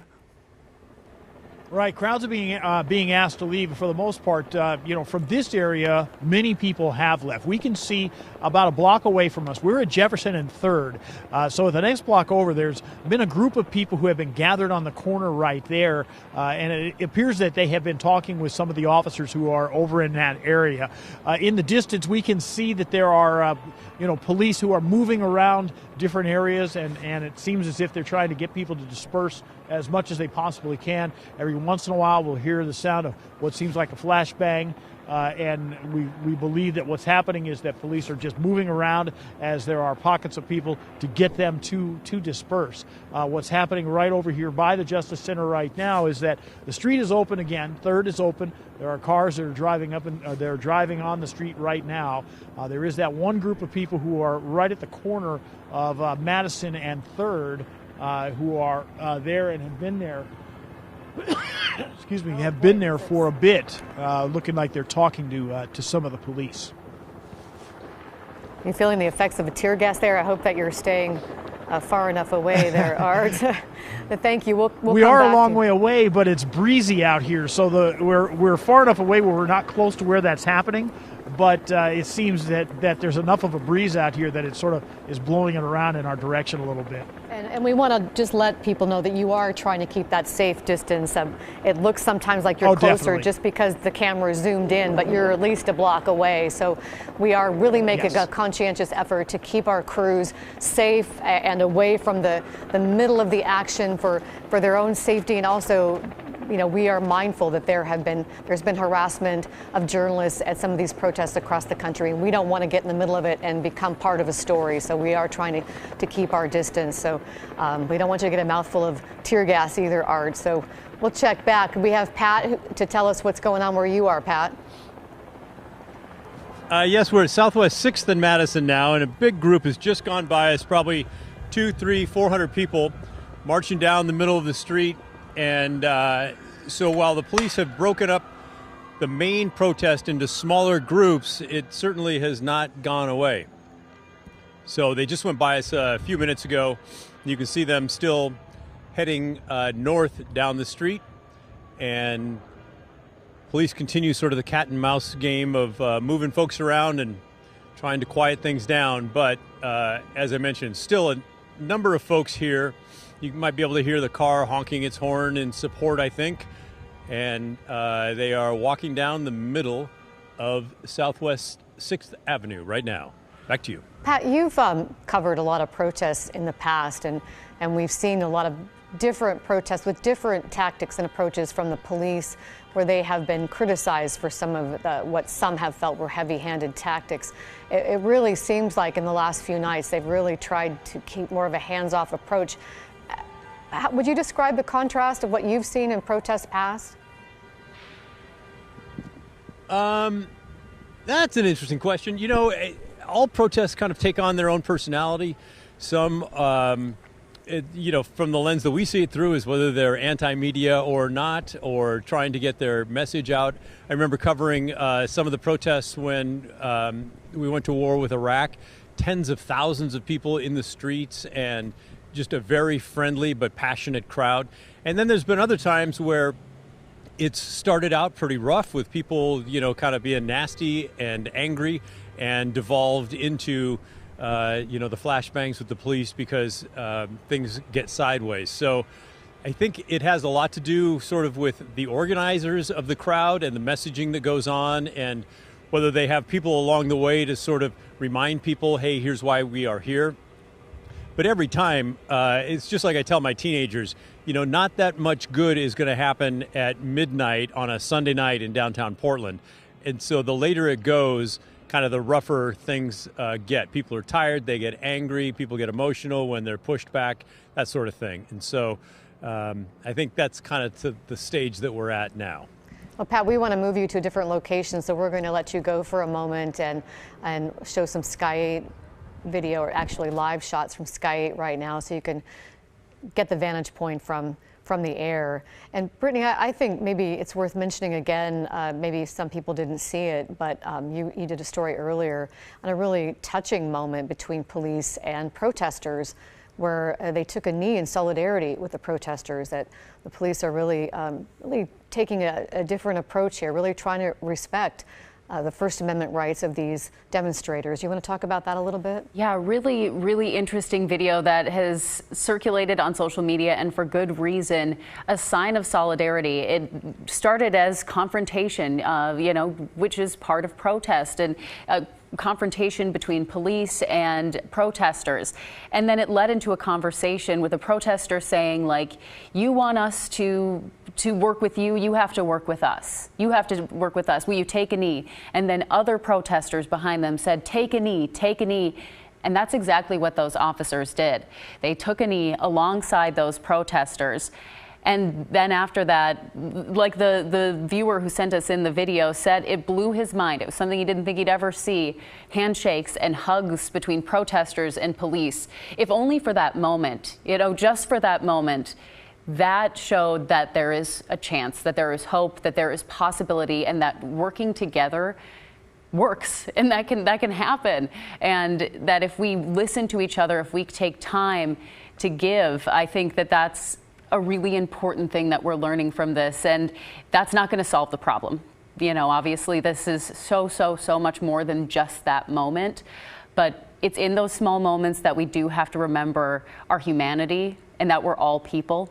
And that's something that I think is so important and does get lost. Donna Hammond is a union leader, Portland native, and a Black leader here in the community. And she was really just talking to me about how important it is that we remember that we are all the same. When I was having a conversation with her earlier today, she talked about race as a construct, and that when it comes down to it, it's just skin color. That's what it is. And we are all the same.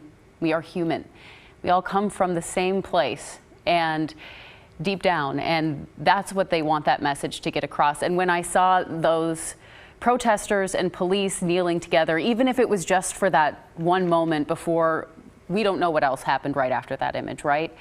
But just for that one moment, we got to see humanity together, kneeling together, just taking a moment, a pause, a breath to work together in any way that they could, in a simple act as taking a knee. It is powerful video, and we've seen so many powerful images and gut-wrenching images, people suffering, people in pain, and a lot of community members that can't believe that this is still something that they're having to fight this hard for.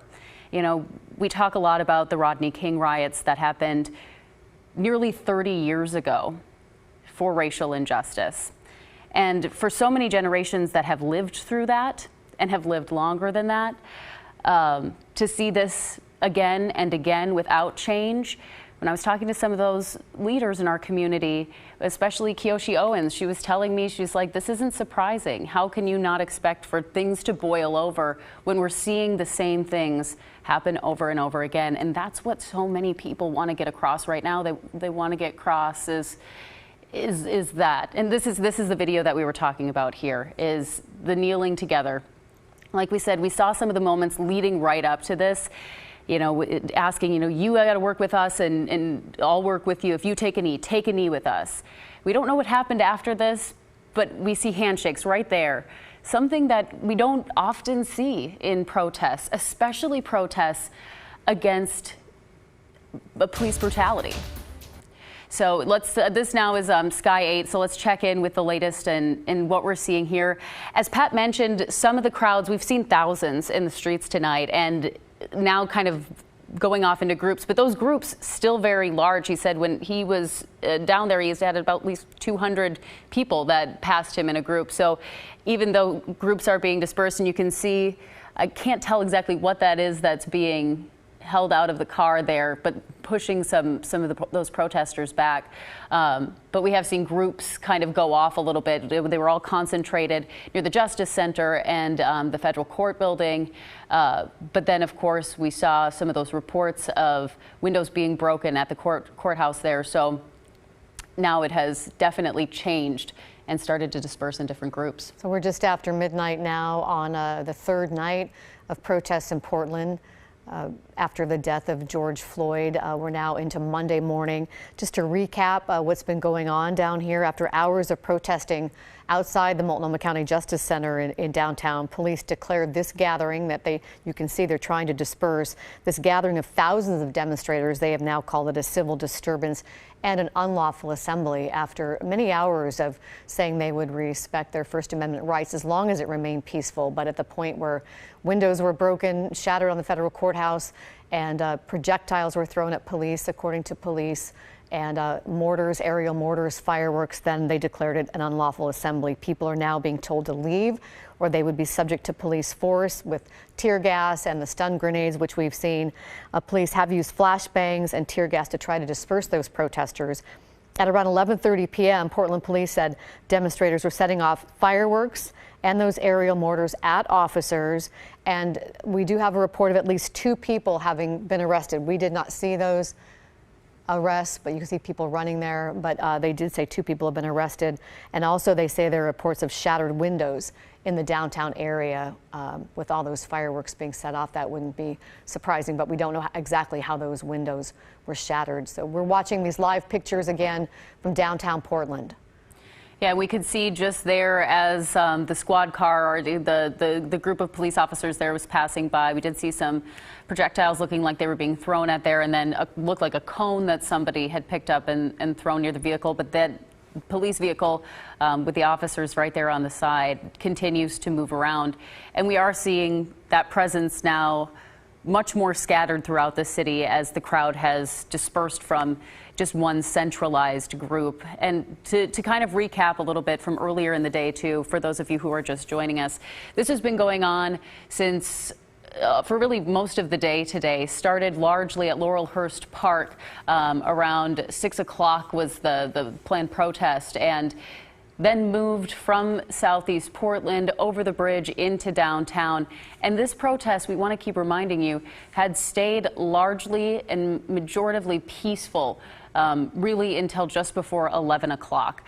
So to keep that in mind. And that curfew, of course, started at 8 o'clock. Last night, that's when we started to see things getting more intense, was around 8 o'clock on Saturday night, 8 o'clock on Sunday night here. It still was so calm. I think, people still just wanting to spread that message, and police letting these protesters practice their First Amendment right, saying we will let you be here and continue to protest peacefully, and we'll stand back until they needed to step in after things escalated a little bit out there. And you can see them continuing to patrol the area.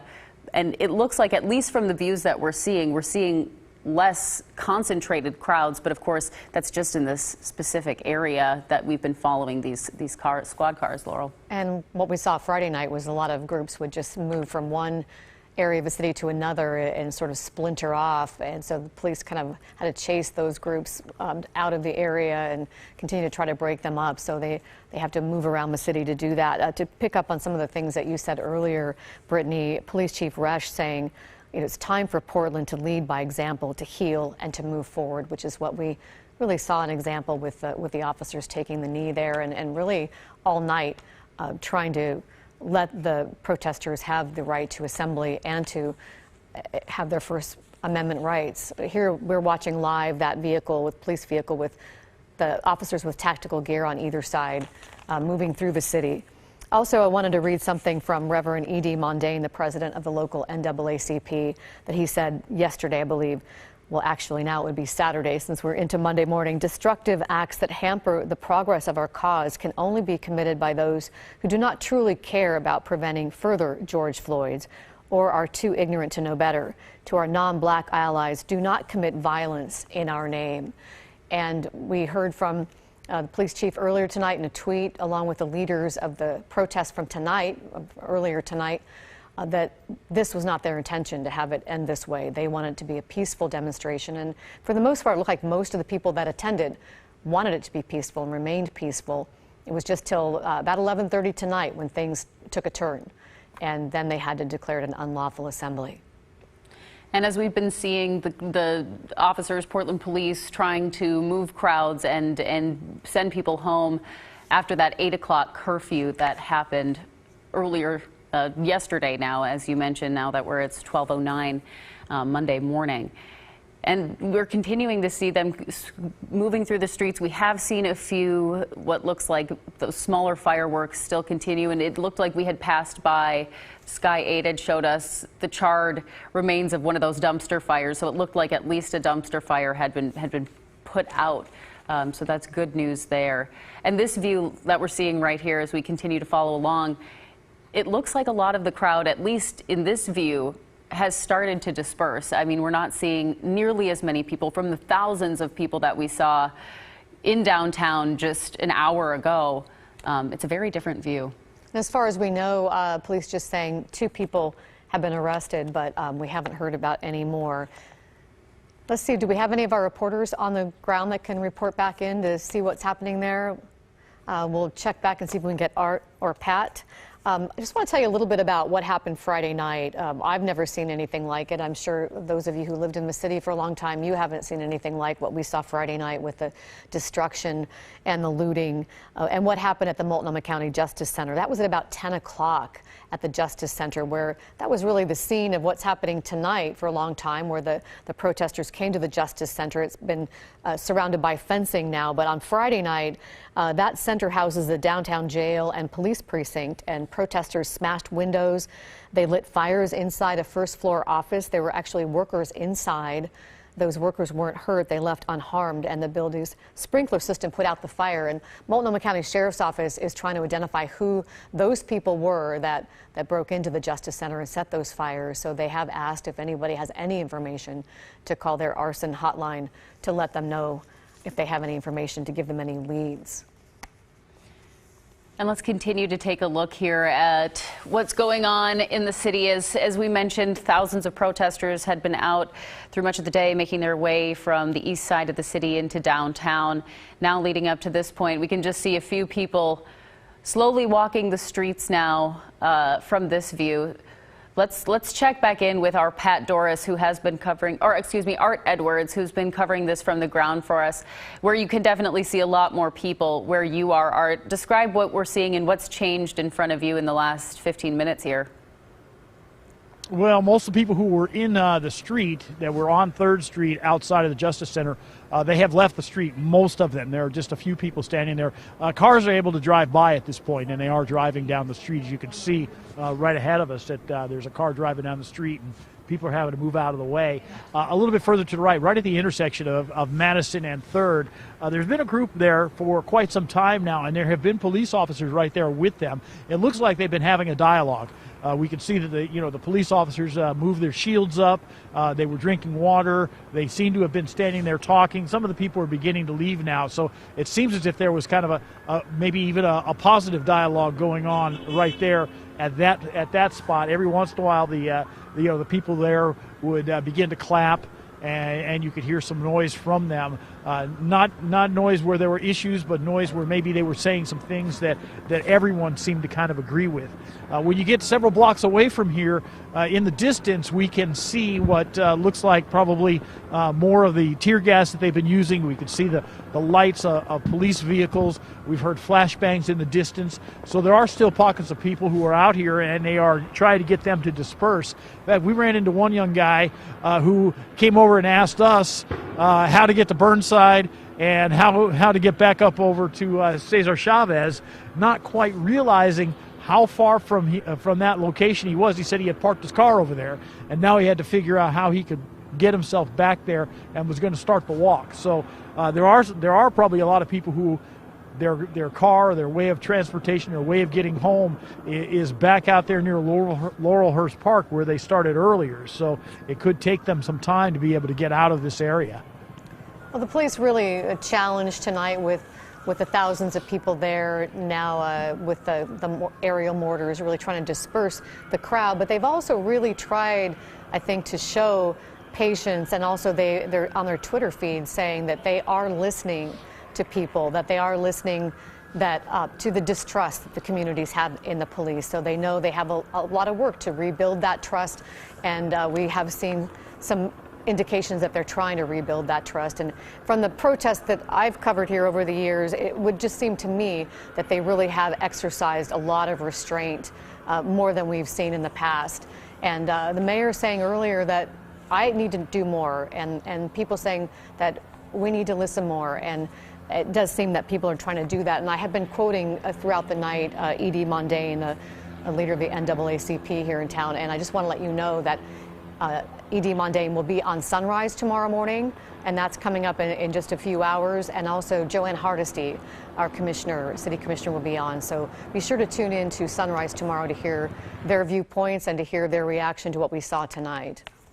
And Laurel, I think, what you said about we can do better, that sentiment that we're hearing from so many people, and I think that personally includes us as journalists, and continuing to hear from voices in our community, not just about race relations, but about everything in our community, making sure that those voices are heard. I think we can all, as part of the society, working together, everyone has to do their part. That's what we hear from so many leaders who want to see this change. They want to see real change happen. It's not easy. It doesn't happen overnight, and it doesn't happen without effort. And that effort has to happen on the behalf of every citizen, and that includes so many of us, and that includes us here in the media. And we take that responsibility very, very seriously here. And we take this message, and we want to continue to bring you that message that is being heard in the peaceful protests that we're seeing. Let's go back to this. We are seeing a trash can fire. Then that's what we've really only seen tonight. And this protester right there, putting it right out. That's what we've seen, if any fires we've seen so far, at least from what we've been able to see on our sky cams here and from our reporters on the ground, is that they've been dumpster fires, the trash can fire there, and we haven't seen the destruction of businesses like we did see on Friday night. Well, let me just add something there, Brittany, as we watch the police officers making their rounds around downtown to try to break up the crowd. They are saying that individuals are continuing to damage property, set fires, and vandalize buildings in downtown. We haven't, with our cameras, seen the damage to the buildings downtown, but that is what Portland police are tweeting now. They continue to send the message to people that this is now an unlawful assembly and a civil disturbance, and they need to leave now. So we are hearing reports of some vandalism. We don't know the extent of it right now. And we will continue to follow that and continue to talk with business leaders, community leaders, people in our community whose businesses have been impacted since Friday night. As we've seen so many boarded up windows, really that's what was happening all morning Saturday when we saw Portland's mayor going around the city alongside reporters, looking at the damage, surveying the damage that was happening there.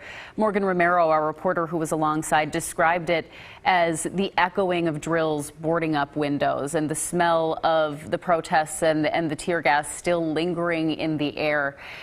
These are the scars that happen days after protest, and it's because of the scars that are left from racial inequality and injustice here in our country. There's so many layers to this, and it runs so deep. I think that it's so important to remember, as emotions run high and opinions run high, that there's so many layers to this. This is not a black and white issue. It's not a cut and dry issue. It's so much deeper than that. And there are so many layers to it in our history in this country, in our history here in Portland. It's really important to remember that these things don't happen in a vacuum. It doesn't happen overnight. It's about more than one instance, and we saw that in Minneapolis, and we've seen it continue all around the country and here in our own city. Yeah. All right, we're going to go to Pat Doris right now. And Pat, you spoke with somebody from the protest who met with the chief. Can you tell us about that? Yes, his name's Michael Richardson. I just talked to him. He grew up in Portland. I think we're getting a little of the tear gas wafting through here. But he was one of the speakers down at the Justice Center, took the megaphone and said that he was talking to the police and saying, look, let's have a dialogue right now in front of all these people. They ended up inviting him in, and he was one of 6 people who met with the police chief. So here's a little bit of what he had to say about that. In truth, I mean, it's necessary, partially. But mostly was really the underlying situation is that the police and the people, they haven't addressed the people. So you have to address the people in order to get anything fixed. They hadn't addressed the people. Tonight they let us come in, me and 2 other gentlemen. We went and sat down with the chief of the police and the lieutenant and another gentleman from another division. They had a lot of questions. They had a few questions. A lot of stuff, of course, we couldn't get done because everything was happening. They took us directly from the protest into the building. And so a lot of stuff didn't get talked about, but they did say that they were willing to set, I'm going to call tomorrow. We can set a date to try to bring the community together with the police, and hopefully our mayor will come out because he has not done a great job at all. Hopefully he'll come out and he will address the people also as well. But the things that had to be addressed, like we said, was the unjust. This just the unjust. It's not just Minneapolis. This is across the country. This is, as I was explaining to the last people, unfortunately for black people, we're POWs in America. We do want to be here, some of us, so we're just not treated fair. And this is not a new thing in the history of America. It's just now hitting that climax. And I believe the pandemic situation has definitely heightened it. Think about it. A lot of these people, you're telling go home at 8 o'clock and they have nowhere to go tomorrow. Nobody has a job. 90% of the country is shut down. And you want people to go home? At this point, this is funner than sitting in your living room. You know, it's just, and so you don't pour gasoline on a fire like that. And Ted Wheeler, that's all he did in that situation, in my opinion. A lot of these, when I came down here, it was a large protest. It was super peaceful. Let me say that. Those people are very peaceful. You have a small group of people around here that have mixed with these protesters who are trying to cause their own tyranny. They have their own agenda. Has nothing to do with these protesters. And these protesters are actually getting the reaction to that. And some of them are reacting to the reaction that happened to them. So that's one of the things that I don't think a lot of people understand. When we came, I had a protest. One of the antagonizers tried to give me something to throw at the police. And I'm like, no, that's not what we're doing. We're trying to do something peaceful. But we're here officially because of the brother who was murdered, and because of Ahmaud Arbery, and because of Khalil Castile, just all the black people, Trayvon Martin, so many black people you can name, Emmett Till. We here for that. A lot of this is what that is, pent up emotion from so long ago. But as you guys are out here tonight and y'all see, the reason why you don't see a large black population coming out supporting is because we have a 3% black population in Oregon. So because of that, you're not going to see us come out in those numbers. So you see a lot of other different ethnic backgrounds out here. A lot of them are here because they do care. But then you have another sector of groups that have their own agendas. So I would just say as people are watching or coming down to protest, keep your protest peaceful, go home early, get up out the way of the other tyranny stuff and let that be treated as it needs to be treated. But don't mix with those people and don't bring the violence, because it's not about violence. It's really about conversation and diplomacy. That's what we need right now. And our community has nobody to speak for us.